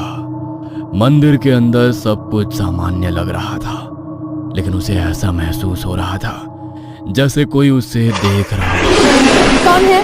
क्या कोई मुझे सुन सकता है? सावित्री डरते हुए मंदिर के दीवार के पीछे गई, लेकिन वहां कोई नहीं था। मुझे ऐसा क्यों लगा जैसे कोई मुझे देख रहा है? मुझे किसी भारी ताकत का आभास हो रहा है। जरूर ये कालिंदी की चाल है। कालिंदी, अगर तुम मुझे सुन सकती हो तो सुनो। मुझे पता है कि तुम ये सब मुझे रोकने के लिए कर रही हो, पर मैं तुम तक जरूर पहुंचूंगी। मैं गांव वालों और पुरोहित जी को इस श्राप से मुक्त करवाऊंगी। गहरी सांस लेकर उसने फैसला लिया। चाहे जो भी हो, मुझे ये सफर अकेले तय करना होगा। अगर मैं कालिंदी की आत्मा से बात कर पाई तो शायद गुरुदेव के बारे में भी कुछ पता चले। सावित्री ने कुएं तक जाने का साहसिक निर्णय लिया था, लेकिन रास्ता अंधकारमय और भयावह था। घने जंगल की सर्द हवाएं उसकी हड्डियों तक जा रही थी। उसके कदम भले धीमे थे, लेकिन उसका इरादा अड़िग था। गुरुदेव ने कहा था कि ये यात्रा आसान नहीं होगी, लेकिन मुझे डरने का समय नहीं है। मुझे हर हाल में कुएं तक पहुंचना होगा। जैसे ही सावित्री घने जंगल के बीच पहुंची, आसमान से छोटे छोटे पत्थर गिरने लगे। पहले ये हल्के थे, लेकिन कुछ ही पलों में पत्थरों का आकार और गति बढ़ गई। ये क्या हो रहा है? आसमान से पत्थर क्यों गिर रहे हैं? ये कैसा चमत्कार है? पत्थर इतने तीव्र हो गए कि उसकी त्वचा पर चोटें लगने लगी। उसने अपने सिर और चेहरे को हाथों से ढक लिया, लेकिन पत्थरों की बारिश लगातार तेज होती जा रही थी। मुझे बचना होगा। अगर मैं यहाँ रुकी तो मैं घायल हो जाऊंगी। मगर मैं करूँ क्या? कहते हैं कि मीराबाई को जब पत्थर पड़े थे तो उन्होंने श्री कृष्ण का नाम लिया था। तो आज मुझे भी श्री कृष्ण इस दुविधा से बाहर निकालेंगे। सावित्री ने अपने कपड़ों को अपने सिर के चारों ओर लपेटा और दौड़ना शुरू किया। पत्थरों की मार से उसकी पीठ और कंधों पर गहरे घाव हो गए, लेकिन उसने हार नहीं मानी। ये मुझे रोकने की कोशिश कर रहे हैं, लेकिन मैं रुकूंगी नहीं। मुझे आगे बढ़ना होगा। जय श्री कृष्ण, जय श्री कृष्ण। कई मिनटों तक पत्थरों की बारिश से बचते हुए सावित्री ने आखिरकार एक खुली जगह पर शरण ली। उसके शरीर पर चोटों के निशान थे, लेकिन उसकी आंखों में दृढ़ता थी। चलो, मैं इन पत्थरों से तो बच गई, पर मैं जानती हूँ कि ये सिर्फ शुरुआत है। मगर कालिंदी नहीं जानती कि मैं कौन हूँ। अरे, ये रोने की आवाजें कहाँ से आ रही हैं? जैसे ही उसने अपने घावों को सहलाते हुए आगे बढ़ने की कोशिश की, उसके चारों ओर सफेद साड़ियों में लिपटी हुई आकृतियां प्रकट होने लगी। आप लोग कौन हैं? वे आत्माएं धीरे धीरे उसकी ओर बढ़ने लगी। उनकी लाल आंखें और झुके हुए हाथ सावित्री की आत्मा को झकझोर रहे थे। उनके पैर अचानक हवा में उड़ने लगे। कालिंदी की ताकत का आभास नहीं है तुम्हें लड़की? तो हमें देख लो। हम वही औरतें जो गांव से गायब हो गई और कालिंदी के श्राप का शिकार बन गई। तुम कुछ शांत नहीं कर पाओगी, बल्कि मारी जाओगी। मैं यहाँ मरने नहीं आई हूँ। मुझे जाने दो। मैं आप लोगों को तकलीफ नहीं पहुँचाना चाहती। लेकिन आत्माओं ने उसकी बात नहीं सुनी। उसमें से एक ने उसके बाल पकड़ लिए और दूसरी ने उसकी बाहें जकड़ ली। मुझे छोड़ दो। तुम मुझे रोक नहीं सकती। सावित्री ने अपने हाथ पर बंधे मंत्रित धागे को देखा। उसने धागे को जोर से पकड़कर आत्माओं की ओर दिखाया। ये मंत्रित धागा है। तुम मुझे चोट नहीं पहुंचा सकती। धागे की ऊर्जा ने आत्माओं को पीछे हटने पर मजबूर कर दिया। उनकी आंखों ने पूरे जंगल को हिला दिया। इस धागे से तुम हमें दूर कर सकती हो, पर कालिंदी के सामने टिक नहीं पाओगी। आत्माओं से बचने के बाद सावित्री ने खुद को एक विशाल आग की झील के सामने पाया। झील की लपटें इतनी ऊंची थी कि उन्होंने आसमान को ढक लिया था। ये आग कहाँ से आई? इसे पार करना असंभव है। ये क्या हो रहा है? इससे तो मैं कुएं तक नहीं पहुंच पाऊंगी। आग की लपटों ने सावित्री की त्वचा को तपाना शुरू कर दिया, लेकिन उसने अपनी हिम्मत नहीं हारी। अगर मुझे इस श्राप को खत्म करना है तो मुझे हर बाधा पार करनी होगी। सावित्री, तुम हार नहीं मान सकती। घर पर गुंजन तुम्हारा इंतजार कर रही है। अगर तुम हार गई तो गुंजन की जिंदगी इस आग से भी खतरनाक बन जाएगी। सावित्री ने अपने चेहरे को अपने कपड़े से ढक लिया और धीरे धीरे झील के किनारे पर चलने लगी, लेकिन लपटों ने उसके पैरों को जलाना शुरू कर दिया।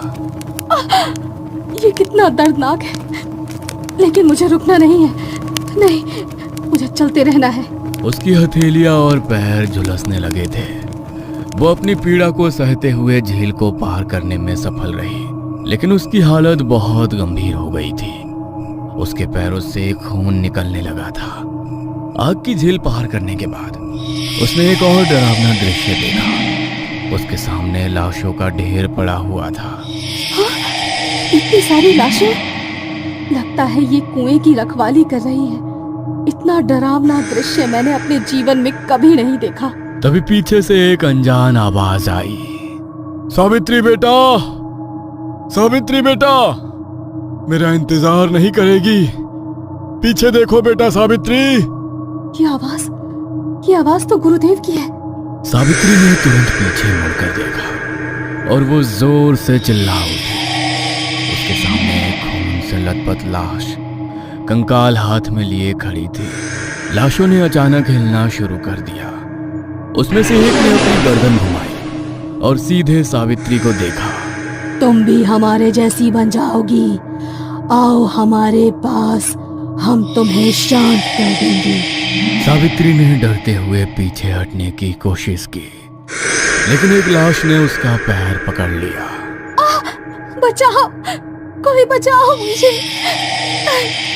तभी अचानक एक हवा का झोंका आया जो बहुत तेज था और सारी लाशें वहां से गायब हो गईं। सावित्री ने लाशों से अपना पैर छुड़ा ली थी और दौड़ती हुई कब्रिस्तान से बाहर निकल गई। मुझे तो लगा था कि आज तो मर ही जाऊंगी, पर वहां मेरी मदद किसने की? वहां कोई तो था। मैंने उस झोंके में किसी की परछाई देखी। काश इस वक्त गुरुदेव मेरे साथ होते तो मैं इन परेशानियों से लड़ पाती। पता नहीं अब और कौन सी मुसीबत मेरी राह देख रही है। सावित्री एक खाली मैदान में खड़ी थी। उसने सोचा था कि कब्रिस्तान पार करने के बाद रास्ता थोड़ा आसान हो जाएगा, लेकिन वहां माहौल कुछ और ही कह रहा था। चारों ओर एक भयानक सन्नाटा था। अचानक जमीन उसके पैरों के नीचे से खिसकने लगी। ये क्या हो रहा है? जमीन हिल क्यों रही है? जमीन पर दरारें पड़ने लगी। सावित्री ने संतुलन बनाने की कोशिश की, लेकिन अचानक वो दरारों के बीच गिर गई। वो एक गहरे अंधेरे गड्ढे में समा गई। सावित्री ने खुद को एक अजीब रहस्यमयी जगह पर पाया। वहां का वातावरण ठंडा और भारी था। चारों ओर घना अंधेरा था और केवल दूर दूर पर हल्की लाल रोशनी चमक रही थी। मैं कहाँ हूँ? क्या ये कालिंदी का श्राप है? उसने महसूस किया कि उसके पैर जमीन से बंधे हुए थे। उसे ऐसा लगा जैसे वो किसी अदृश्य रस्सी में जकड़ी हुई हो। उसने छटपटाते हुए अपने पैर छुड़ाने की कोशिश की। कौन है यहाँ? मुझे जाने दो। अचानक चारों ओर परछाइयां उभरने लगी। वे हवा में तैर रही थी। उनके शरीर विकृत थे और उनकी आंखों में लाल चमक थी। तुमने इस रास्ते पर चलने की हिम्मत कैसी की? तुमने हमारी नींद क्यों तोड़ी? मैं यहाँ किसी को नुकसान पहुँचाने नहीं आई हूँ। मैं इस गांव की औरतों को बचाने आई हूँ। बचाने? तुम खुद को भी नहीं बचा सकती। तुम यहाँ से कभी नहीं निकल पाओगी। परछाइयों ने सावित्री के चारों ओर घूमना शुरू कर दिया। उनके हाथ सावित्री को छू रहे थे और हर स्पर्श पर उसके शरीर में भयंकर दर्द हो रहा था। ये क्या हो रहा है? मुझे छोड़ दो। अचानक सब कुछ शांत हो गया। परछाइयां गायब हो गईं और सावित्री ने खुद को एक बड़े दर्पण के सामने पाया। दर्पण में उसकी परछाई थी। लेकिन उसका चेहरा विकृत और डरावना लग रहा था। ये मैं नहीं हो सकती। ये क्या है? ये तुम ही हो सावित्री। ये वो रूप है जो तुम्हारा अंत दिखाता है। दर्पण अचानक टूट गया और उसमें से काली धुंध निकलकर सावित्री के चारों ओर लिपटने लगी। उसकी सांसें तेज हो गई और वो जमीन पर गिर गई। मुझे कुछ दिखाई नहीं दे रहा। क्या मैं मर रही हूँ? सावित्री ने अपनी आंखें बंद कर ली। उसे ऐसा महसूस हुआ जैसे उसकी आत्मा उसके शरीर को छोड़ रही हो। लेकिन तभी उसने अपनी माँ की आवाज सुनी। सावित्री, उठो। तुम इतनी आसानी से हार नहीं मान सकती। माँ, ये आपकी आवाज है। माँ की आवाज ने उसकी आत्मा को ताकत दी। उसने धीरे धीरे अपनी आंखें खोली और देखा कि उसके हाथ पर बंधा मंत्रित धागा हल्की रोशनी बिखेर रहा था। ये धागा मेरी रक्षा कर रहा है। मुझे हिम्मत नहीं हारनी चाहिए। हाँ, मुझे हिम्मत नहीं हारनी चाहिए। परछाइयां फिर से प्रकट हुई, लेकिन इस बार सावित्री तैयार थी। उसने धागे को कसकर पकड़ लिया और मंत्र दोहराना शुरू कर दिया। ये धागा और मेरी हिम्मत तुम्हारे अंधकार को खत्म कर देगी। मैं इस श्राप को तोड़ने आई हूँ और मैं इसे तोड़ कर ही जाऊंगी। धागे की रोशनी ने परछाइयों को नष्ट कर दिया। सावित्री जमीन पर गिर गई, लेकिन वह जिंदा थी। उसकी सांसें तेज चल रही थी और शरीर पर गहरे घाव थे। कालिंदी, तुमने मुझे मारने की पूरी कोशिश कर ली, लेकिन देखो, मैं कुएं के सामने खड़ी हूँ। कितना अजीब है ना। मैं तुम्हें सबसे बचाने आई हूँ और तुम मुझे ही मारना चाहती हो। आखिरकार सावित्री उस कुएं तक पहुंच गई, लेकिन उसकी हालत खराब थी। उसके पैर और हाथों पर गहरे घाव थे और उसकी सांसें तेज चल रही थी। यही है वो कुआं। कुएं के चारों ओर काले धुएं जैसी आकृतियां घूम रही थी। सावित्री ने दर्द सहते हुए कुएं के पास जाकर झांका। कालिंदी, क्या तुम यहाँ हो? तुम यहाँ क्यों आई हो? तुमने इतनी हिम्मत क्यों की? सावित्री ने चारों ओर देखा, लेकिन उसे कोई दिखाई नहीं दिया। तभी उसे कुएं की दूसरी तरफ एक सफेद साड़ी में एक महिला की परछाई दिखी। कालिंदी, क्या वो तुम हो? उसने देखा कि परछाई धीरे धीरे गायब हो गई। सावित्री ने अपनी जगह से उठने की कोशिश की, लेकिन तभी उसने कुएं के पास जमीन पर कुछ देखा। एक खून से सना हुआ कपड़ा। ये कपड़ा गुरुदेव का है। क्या वो यही थे? उसका दिल तेजी से धड़कने लगा। गुरुदेव, आप कहाँ हैं? क्या पुरोहित नारायण कालिंदी की आत्मा के कब्जे में है? क्या सावित्री इस रहस्य को सुलझा पाएगी? जानने के लिए देखते रहिए कालिंदी का श्राप, सिर्फ और सिर्फ once upon a time horror पर। सावित्री अपनी घायल और थकी हुई अवस्था में शापित कुएं तक पहुंच गई। रास्ते में आई बाधाओं ने उसे शारीरिक और मानसिक रूप से तोड़ने की कोशिश की थी, लेकिन उसकी दृढ़ता उसे यहां तक खींच लाई। उसके सामने अब वो कुआं था जो इस गांव की हर तीसरी पीढ़ी की पीड़ा का कारण था। चारों ओर अजीब सी ठंडक और सन्नाटा था। हवा में भारीपन था, जैसे कोई अदृश्य शक्ति उसके आने का इंतजार कर रही हो। सावित्री ने गहरी सांस ली और कुएं के पास जाकर खड़ी हो गई। कालिंदी, मैं यहाँ तुम्हारे श्राप को खत्म करने आई हूँ। अगर तुम्हारी आत्मा यही है तो सामने आओ। कुएं के अंदर से अचानक पानी की लहरें उठने लगी। पानी के ऊपर काली धुंध ने आकार लेना शुरू कर दिया। धीरे धीरे एक स्त्री आकृति प्रकट हुई। उसकी आंखों में लाल चमक और चेहरे पर गुस्से का साया था। ये कोई और नहीं बल्कि कालिंदी की आत्मा थी। तुमने इतनी हिम्मत कैसे की सावित्री? तुमने मेरे श्रापित कुएं तक आने की जुर्रत कैसे की? मैं तुम्हें न्याय दिलाने आई हूँ। मुझे पता है कि तुम्हारे साथ अन्याय हुआ है, लेकिन उसके लिए इतनी बड़ी सजा देना सही नहीं है। कालिंदी ने अपनी शक्तियों से सावित्री को दूर जमीन में गिरा दिया न्याय? मुझे किसी के न्याय की जरूरत नहीं, और तुम लोगों से तो बिल्कुल भी नहीं। जिस गांव ने मेरी चीखें अनसुनी की, जो मेरी पीड़ा पर हंसा, अब वही न्याय देगा? तुमने यहाँ आकर बहुत बड़ी गलती की है लड़की, तुम्हें इसकी कीमत चुकानी होगी। कालिंदी की ताकत से सावित्री का शरीर टूट चुका था। उसके शरीर में कालिंदी की ताकत का सामना करने की शक्ति नहीं थी, पर शायद उसकी आत्मा में थी। सावित्री ने दोबारा हिम्मत जुटाकर खुद को समेटा। मुझे पता है कि तुम्हारे साथ बहुत बड़ा अन्याय हुआ है, लेकिन इस श्राप से गांव की औरतों को, बच्चों को तकलीफ हो रही है। तुम उन्हें सजा क्यों दे रही हो? क्या उनकी तकलीफ तुम्हारी भटकती आत्मा को शांति देगी? उन मासूम बच्चों ने तुम्हारा क्या बिगाड़ा है? उन्होंने तो अब तक अपनी आंखें भी नहीं खोली, इस दुनिया में कदम भी नहीं रखा। उनसे किस बात का बदला? सावित्री के सवालों का कालिंदी के पास कोई जवाब नहीं था। वो चुपचाप खड़ी थी और उसकी आंखों में नरमी झलकने लगी। सावित्री को लगा कि इसी मौके का फायदा उठाना चाहिए और कालिंदी को श्राप वापस लेने के लिए कहना चाहिए। मैंने उन गर्भवती महिलाओं के चेहरे की उदासी देखी थी, उनकी उम्मीदों को टूटते देखा है। तुम तो एक वैद्य थी ना, तुमने तो न जाने कितनी औरतों को माँ बनते देखा होगा। तुम्हें कभी इन गांव की औरतों का दुख क्यों नहीं दिखता?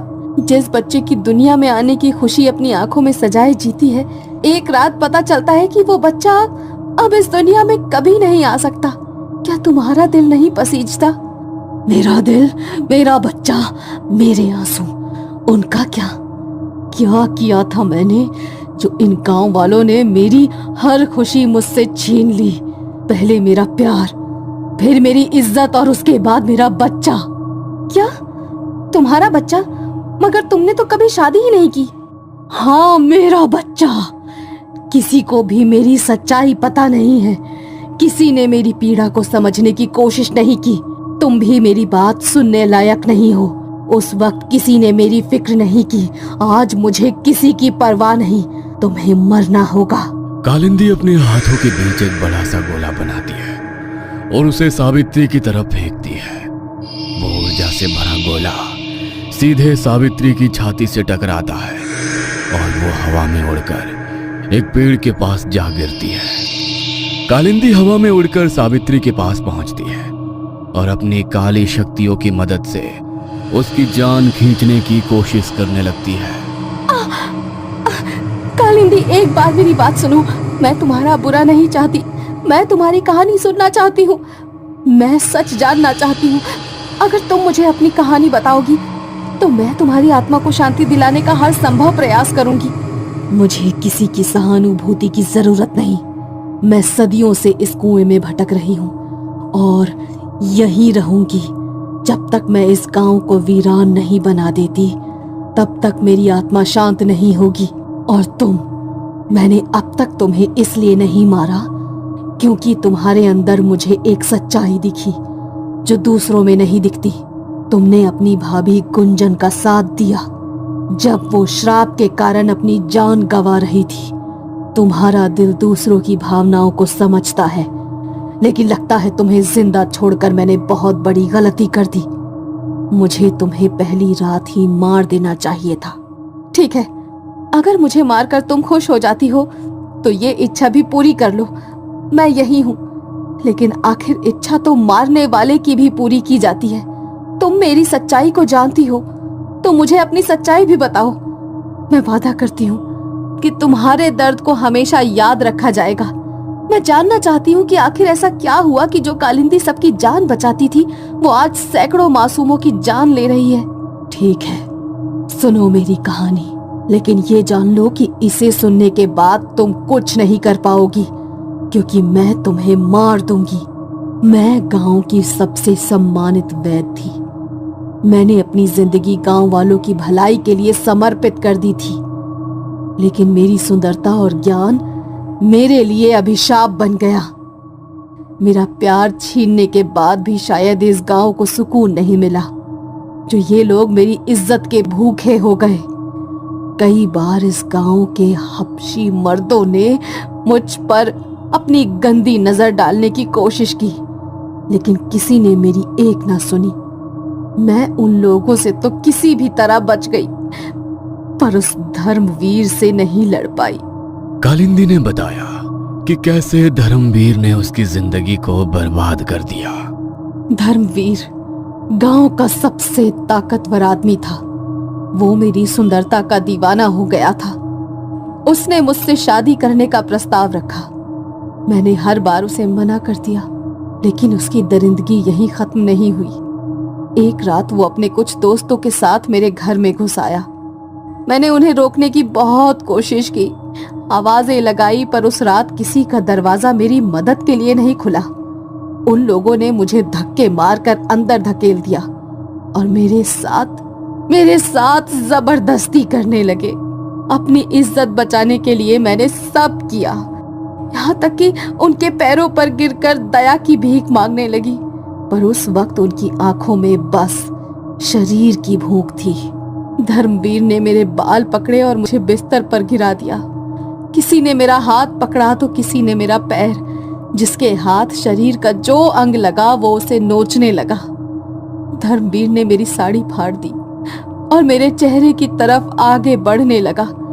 मैंने अपने बदन को ढकने की बहुत कोशिश की, पर मेरी ताकत उन 4 दरिंदों के सामने नाकाम रही। बारी बारी से उन सब ने मुझे नोच नोच कर खाया। किसी ने मेरे होठ फाड़े तो किसी ने जांग, पर किसी को चीख और सिसकियां सुनाई नहीं दी। आखिर में धर्मवीर ने मुझे अंदर तक छलनी कर कर सब खत्म कर दिया। जो प्यास शादी कर कर हर रात बुझाना चाहता था, वो उसने एक रात में पूरी कर ली।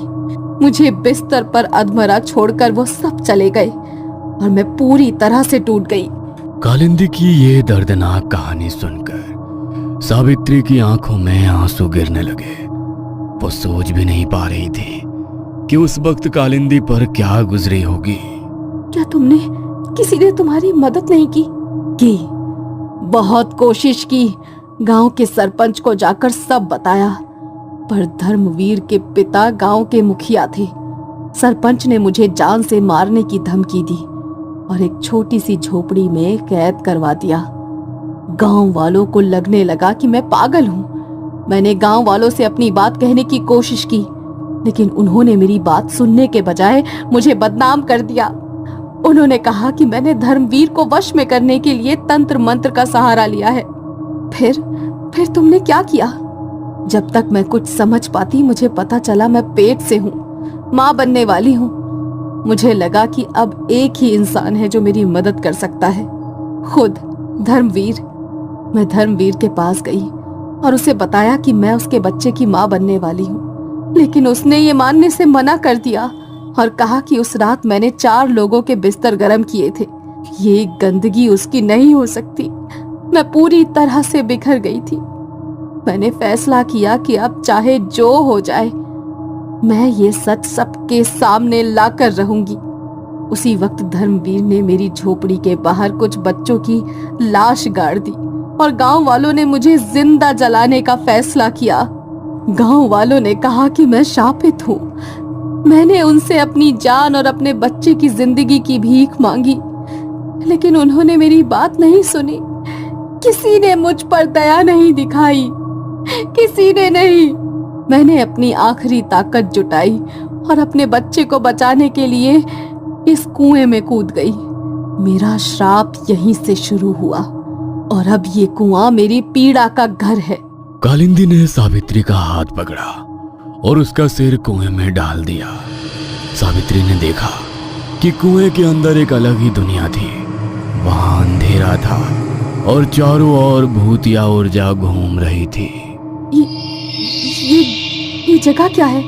ये है मेरा असली चेहरा। जैसे मेरी जिंदगी में अंधेरा हुआ है, मैं सबकी जिंदगी में अंधेरा कर दूंगी। मैं किसी को जिंदा नहीं छोड़ूंगी।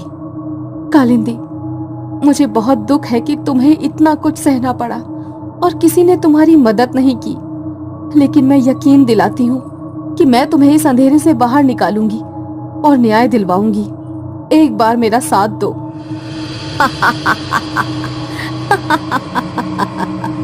साथ और तुम्हारा क्यों? जिस लड़की ने इस कुएं के असली अंधेरे को देखा ही नहीं है, वो मुझे इससे बाहर निकालने की बात कर रही है। तुम जानती नहीं, ये कुआं काला है, काला। जो भी इसमें एक बार अंदर जाता है फिर कभी वापस नहीं आ पाता। तो मैं तुम्हारे साथ इस कुएं में चलती हूँ और मैं ही तुम्हें इस कुएं से बाहर भी लाऊंगी। चलो, ले चलो मुझे अंधेरी दुनिया में। सावित्री की ये बात सुनकर कालिंदी के होश उड़ गए। उसने सोचा भी नहीं था कि एक इंसान उसके साथ इस कुएं में जाने की बात कर रहा है। तुम जानती भी हो तुम क्या कह रही हो। तुम अपनी मौत को बुलावा दे रही हो। मैं सब जानती हूँ। मैंने पढ़ा है कि अंधेरे को अंधेरा नहीं, रोशनी ही मिटा सकती है। वैसे ही दर्द को दर्द नहीं बल्कि खुशी ही मिटा सकती है। ये कुआं अंधेरे की वो दुनिया है जिसने तुम्हें और तुम्हारे बच्चे को निगल लिया, लेकिन मैं इसे रोशनी से भर दूंगी क्योंकि मुझे अपने भगवान पर पूरा भरोसा है। और तुम्हारा दर्द शांत हो जाएगा जब ये पूरा गांव मिलकर तुम्हारी आत्मा की शांति के लिए भगवान से प्रार्थना करेगा और तुम्हें मोक्ष की प्राप्ति होगी। चलो, ले चलो मुझे अपनी दुनिया में। सावित्री की बातें कालिंदी की समझ से परे थी, पर उसे पहली बार किसी पर यकीन हो रहा था। सावित्री कालिंदी की आंखों में हृदय परिवर्तन देख सकती थी। उसने कालिंदी को यकीन दिलाया कि वो उसके दर्द का सामना कर सकती है। कालिंदी ने सावित्री का हाथ पकड़ा और वो कुएं में नीचे उतरने लगी। जैसे जैसे सावित्री नीचे जा रही थी, अंधेरा और घना होता जा रहा था। उसे कुएं की दीवारों पर खून ही खून नजर आ रहा था और जोर जोर से रोने की आवाजें आ रही थी। जैसे जैसे वो नीचे की ओर बढ़ रहे थे, आवाजें तेज होती जा रही थी। ये आवाजें, ये खून, ये सब क्या है? मेरी पीड़ा का असली चेहरा। ये आवाजें मेरे बच्चे के रोने की है और ये खून भी उसी का है। सावित्री ने देखा कि कुएं के अंदर कालिंदी की लाश अब भी पड़ी थी और एक बच्चा उस लाश से चिपटा हुआ बैठा था, जैसे मानो अपनी मां के आंचल से चिपका हो। उसके शरीर पर चोटों के गहरे निशान थे जो धर्मवीर की दरिंदगी को साफ दिखा रहे थे। सावित्री भाग कर गई और उसने उस लाश को अपने दुपट्टे से ढक दिया और बच्चे को गले लगा लिया। तुम्हारे साथ जो हुआ वो असहनीय है। मैं वादा करती हूँ कि मैं सब ठीक कर दूंगी। ये बच्चा मर चुका है, ये तुम्हें महसूस नहीं कर सकता, लेकिन पहली बार मैंने एक इंसान के दिल में इतनी दया देखी। शायद हमें तुम्हारा ही इंतजार था। कालिंदी की बात खत्म ही हो पाई थी कि तभी अचानक कुएं में रोशनी आ गई और सारे खून के निशान गायब हो गए। वो बच्चा, वो भी शांत हो गया। सावित्री के चेहरे पर एक बड़ी सी मुस्कान आ गई। मुक्ति का समय आ गया है कालिंदी। अब बस बहुत जल्द तुम और तुम्हारा बच्चा इस कुएं से बाहर आ जाएंगे। ये इतना आसान नहीं होगा। गांव वाले कभी भी मेरी मुक्ति के लिए प्रार्थना नहीं करेंगे। कालिंदी ने सावित्री को कुएं से बाहर भेज दिया, लेकिन उसकी आंखों में अब भी गुस्से और दर्द की लपटें थी। अगर गांव वालों ने मेरी कहानी को नकारा तो ये श्राप कभी खत्म नहीं होगा। गांव वालों को मैं मनाऊंगी, लेकिन पुरोहित नारायण जी कहाँ हैं? उन्हें तुमने अगवा किया था ना? नहीं, मैंने उन्हें अगवा नहीं किया।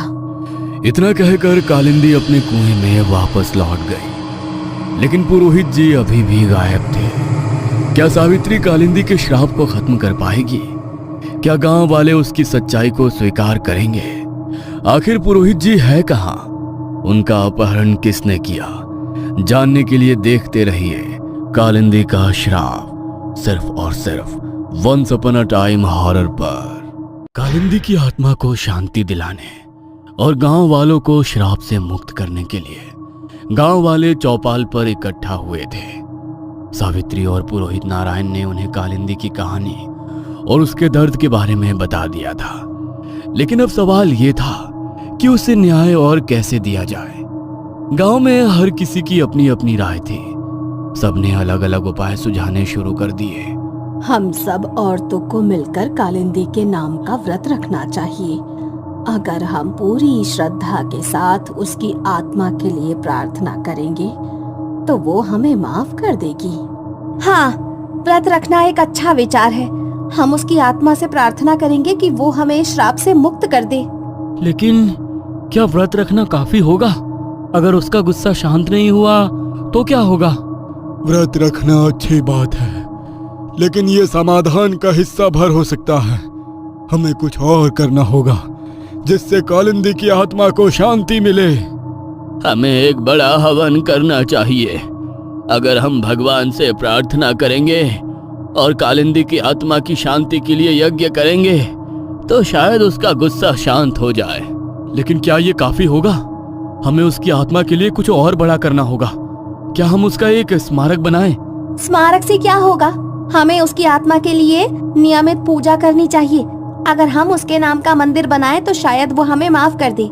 ये सब विचार सही हो सकते हैं, लेकिन हमें ये सुनिश्चित करना होगा कि हम जो भी करें वो कालिंदी के दर्द को सम्मान देने के लिए हो, न कि सिर्फ डर के कारण। तुम सब पागल हो गए हो क्या? ये क्या बकवास है? व्रत रखो, पूजा करो, मंदिर बनाओ। तुम सब ने तो इसे देवी बना दिया है। अगर तुम सबको इतना ही दया आ रही है ना, तो क्यों ना उसके नाम का एक बड़ा मंदिर बनवा लो और फिर हर रोज उसकी पूजा करो जैसे वो कोई देवी हो। लेकिन पंडित जी, वो सच में अन्याय का शिकार हुई है। अगर हम उसे सम्मान देंगे तो क्या गलत होगा? अरे ये सब बकवास है। वो एक डायन थी। उसकी आत्मा को शांत करने की कोशिश मत करो, वो कभी शांत नहीं होगी। और तुम सब बेवकूफ लोग अब उसकी पूजा करने का सोच रहे हो। पंडित जी, ये उसकी पूजा करने की बात नहीं है। ये उसकी कहानी को स्वीकारने और उसके साथ हुए अन्याय को सुधारने की बात है। अगर हम उसकी आत्मा को शांति देंगे तो ये श्राप हमेशा के लिए खत्म हो सकता है। और तुम ये मानती हो? तुम भी उसकी बातों में आ गई हो। वो एक बुरी आत्मा है और वो गांव वालों को तबाह करने के लिए वापस आई है। नहीं पंडित जी, वो बुरी आत्मा नहीं है। वो एक ऐसी औरत है जिसने सिर्फ न्याय चाहा, और अब समय आ गया है कि हम उसके दर्द को समझें और उसका सम्मान करें। ये हमारी जिम्मेदारी है कि हम अपने पापों का प्रायश्चित करें। जो लोग इस सच्चाई को नकार रहे हैं वो अब भी अंधविश्वास और झूठ में जी रहे हैं। गांव वालों के मन में अब भी असमंजस था, लेकिन सावित्री और पुरोहित नारायण की बातों ने उन्हें सोचने पर मजबूर कर दिया। क्या वे कालिंदी को सम्मान और न्याय देकर इस श्राप को खत्म कर पाएंगे? गांव में कालिंदी की आत्मा को शांत करने और श्राप से मुक्ति पाने की चर्चाएं चल रही थी। हर किसी की अपनी अपनी राय थी। बहस और विरोध के बीच सावित्री ने महसूस किया कि उन्हें एक ऐसा रास्ता खोजना होगा जो न केवल कालिंदी के दर्द को सम्मान दे, बल्कि गांव की औरतों और उनके भविष्य को भी सुरक्षित करे। सावित्री ने सबकी बातों को सुना और फिर एक साहसिक निर्णय लिया। गांव वालों, मैंने बहुत सोच विचार किया है। अगर हमें कालिंदी की आत्मा को शांति देनी है और इस श्राप से मुक्ति पानी है तो हमें कुछ बड़ा करना होगा। मैं ये फैसला करती हूँ कि हम कालिंदी के नाम का एक मंदिर बनवाएंगे। मंदिर? लेकिन क्या ये काफी होगा? ये सिर्फ एक मंदिर ही नहीं होगा, ये उस अन्याय की याद दिलाने वाला स्थान होगा जो कालिंदी के साथ हुआ। इस मंदिर के पास हम उसकी एक बड़ी मूर्ति स्थापित करेंगे ताकि वो हमेशा हमारी रक्षा कर सके। ये एक उचित विचार है। हम उसकी लाश को उस कुएं से निकालेंगे और उसका अंतिम संस्कार पूरे सम्मान के साथ करेंगे। लेकिन ये सब यहीं खत्म नहीं होगा।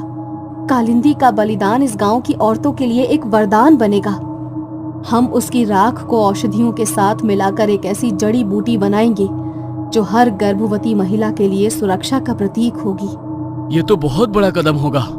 अगर कालिंदी की राख से हमारी आने वाली पीढ़ियां सुरक्षित हो सकती है तो इससे बड़ी बात और क्या हो सकती है? सावित्री, यह विचार तुम्हारे दिल की सच्चाई और तुम्हारे इरादों को दिखाता है। हाँ, कालिंदी के बलिदान को एक नया अर्थ देने का यही सही तरीका है।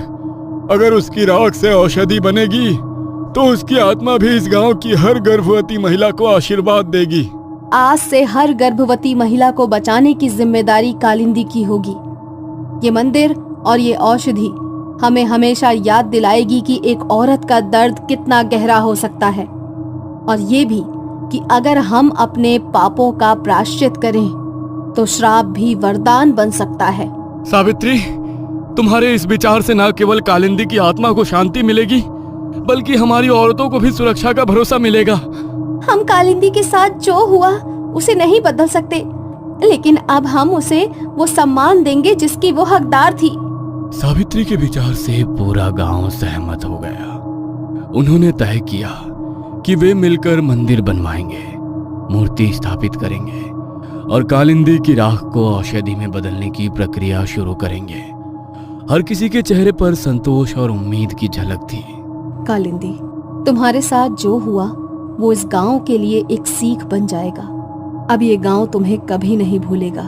सावित्री के साहसिक फैसले ने गांव वालों के दिलों में उम्मीद जगा दी थी। उन्होंने तय कर लिया था कि कालिंदी का मंदिर बनाना ही सही उपाय होगा।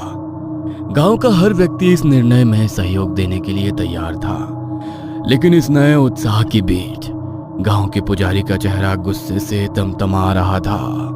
हमें मंदिर के लिए एक अच्छी जगह ढूंढनी चाहिए। ये गांव के बाहर सबसे ऊंचे स्थान पर होना चाहिए ताकि हर कोई इसे देख सके। हाँ, और मूर्ति भी ऐसी बननी चाहिए जो हमें हर रोज याद दिलाए कि कालिंदी हमारे बच्चों की रक्षक है।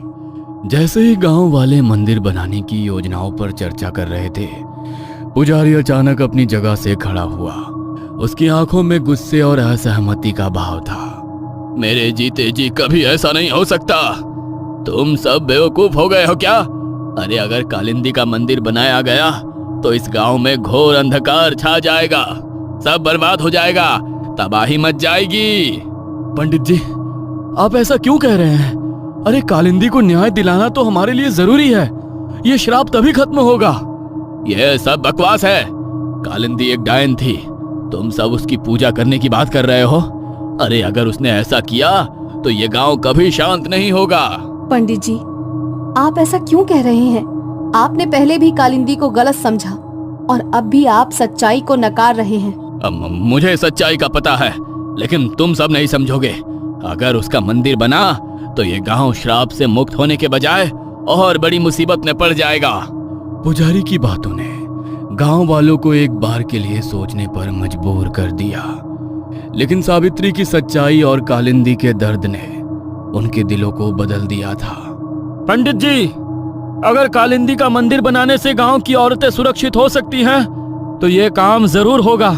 आप इसे रोकने का अधिकार नहीं रखते।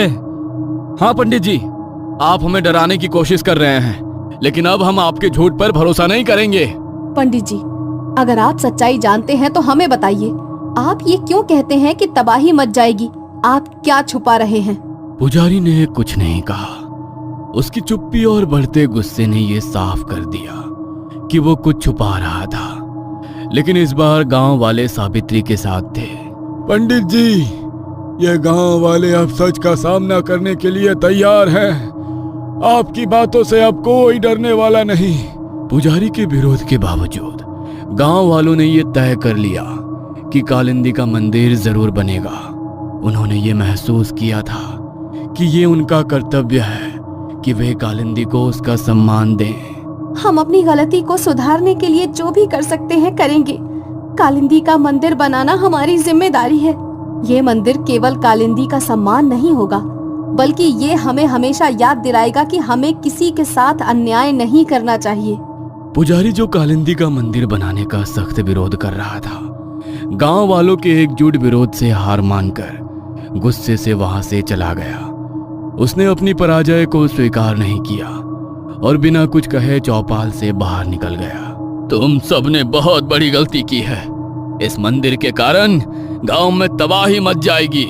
लेकिन पुजारी की धमकियों और उसके गुस्सों की परवाह किए बिना गांव वालों ने सावित्री के मार्गदर्शन में मंदिर का निर्माण शुरू कर दिया। गांव वालों ने दिन रात एक करके 3 दिनों के भीतर कालिंदी का मंदिर तैयार कर दिया। मंदिर के मुख्य स्थान पर एक सुंदर मूर्ति स्थापित की गई, जो कालिंदी को एक मां के रूप में दर्शा रही थी, हर गर्भवती महिला की रक्षक। मंदिर तैयार हो गया है। अब ये सिर्फ एक इमारत नहीं, बल्कि हमारे प्रायश्चित का प्रतीक है। अब हमें अपनी प्रार्थनाएं और उसका अंतिम संस्कार पूरे सम्मान के साथ करना है। ये उसकी आत्मा को शांति देगा। मंदिर के उद्घाटन के दिन गांव के हर घर से लोग आए। हर औरत, आदमी और बच्चे ने कालिंदी की मूर्ति के सामने सिर झुकाकर उससे माफी मांगी। कालिंदी, हमने तुम्हारे साथ जो किया उसके लिए हमें माफ कर दो। कृपया हमें श्राप से मुक्त करो। पूजा के बाद सावित्री और पुरोहित नारायण ने कालिंदी के कुएं से उसकी लाश को निकालने का निर्णय लिया। पूरी श्रद्धा और सम्मान के साथ उसकी लाश को बाहर निकाला गया। यह सिर्फ एक शरीर नहीं, ये उस अन्याय का प्रतीक है जिसने इस गांव को श्रापित किया। आज हम उसे उसकी जगह देंगे। आज वो हर गर्भवती महिला की रक्षक बनेगी। गांव वालों ने पूरे सम्मान के साथ कालिंदी का अंतिम संस्कार किया। उसकी राख को औषधि के रूप में सुरक्षित रखा गया ताकि वो हर गर्भवती महिला के लिए एक वरदान बन सके। जैसे ही अंतिम संस्कार पूरा हुआ, हवा में हलचल हुई। मंदिर के पास एक हल्की रोशनी चमकी और कालिंदी की आत्मा प्रकट हुई। उसने सफेद कपड़े पहने हुए थे और उसके चेहरे पर अब गुस्से की जगह शांति थी। गांव वालों, मैं तुम्हें माफ करती हूँ। तुम्हारे पश्चाताप ने मेरी आत्मा को शांति दी है। आज से मैं इस गांव की हर गर्भवती महिला की रक्षक बनूंगी।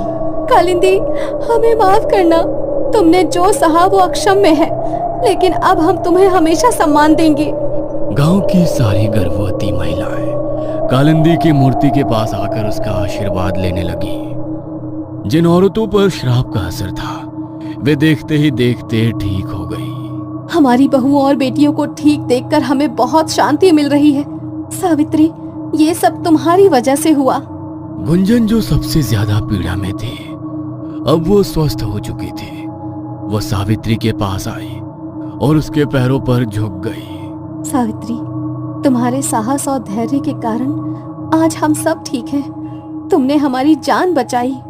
गुंजन, ये सब कालिंदी का आशीर्वाद है।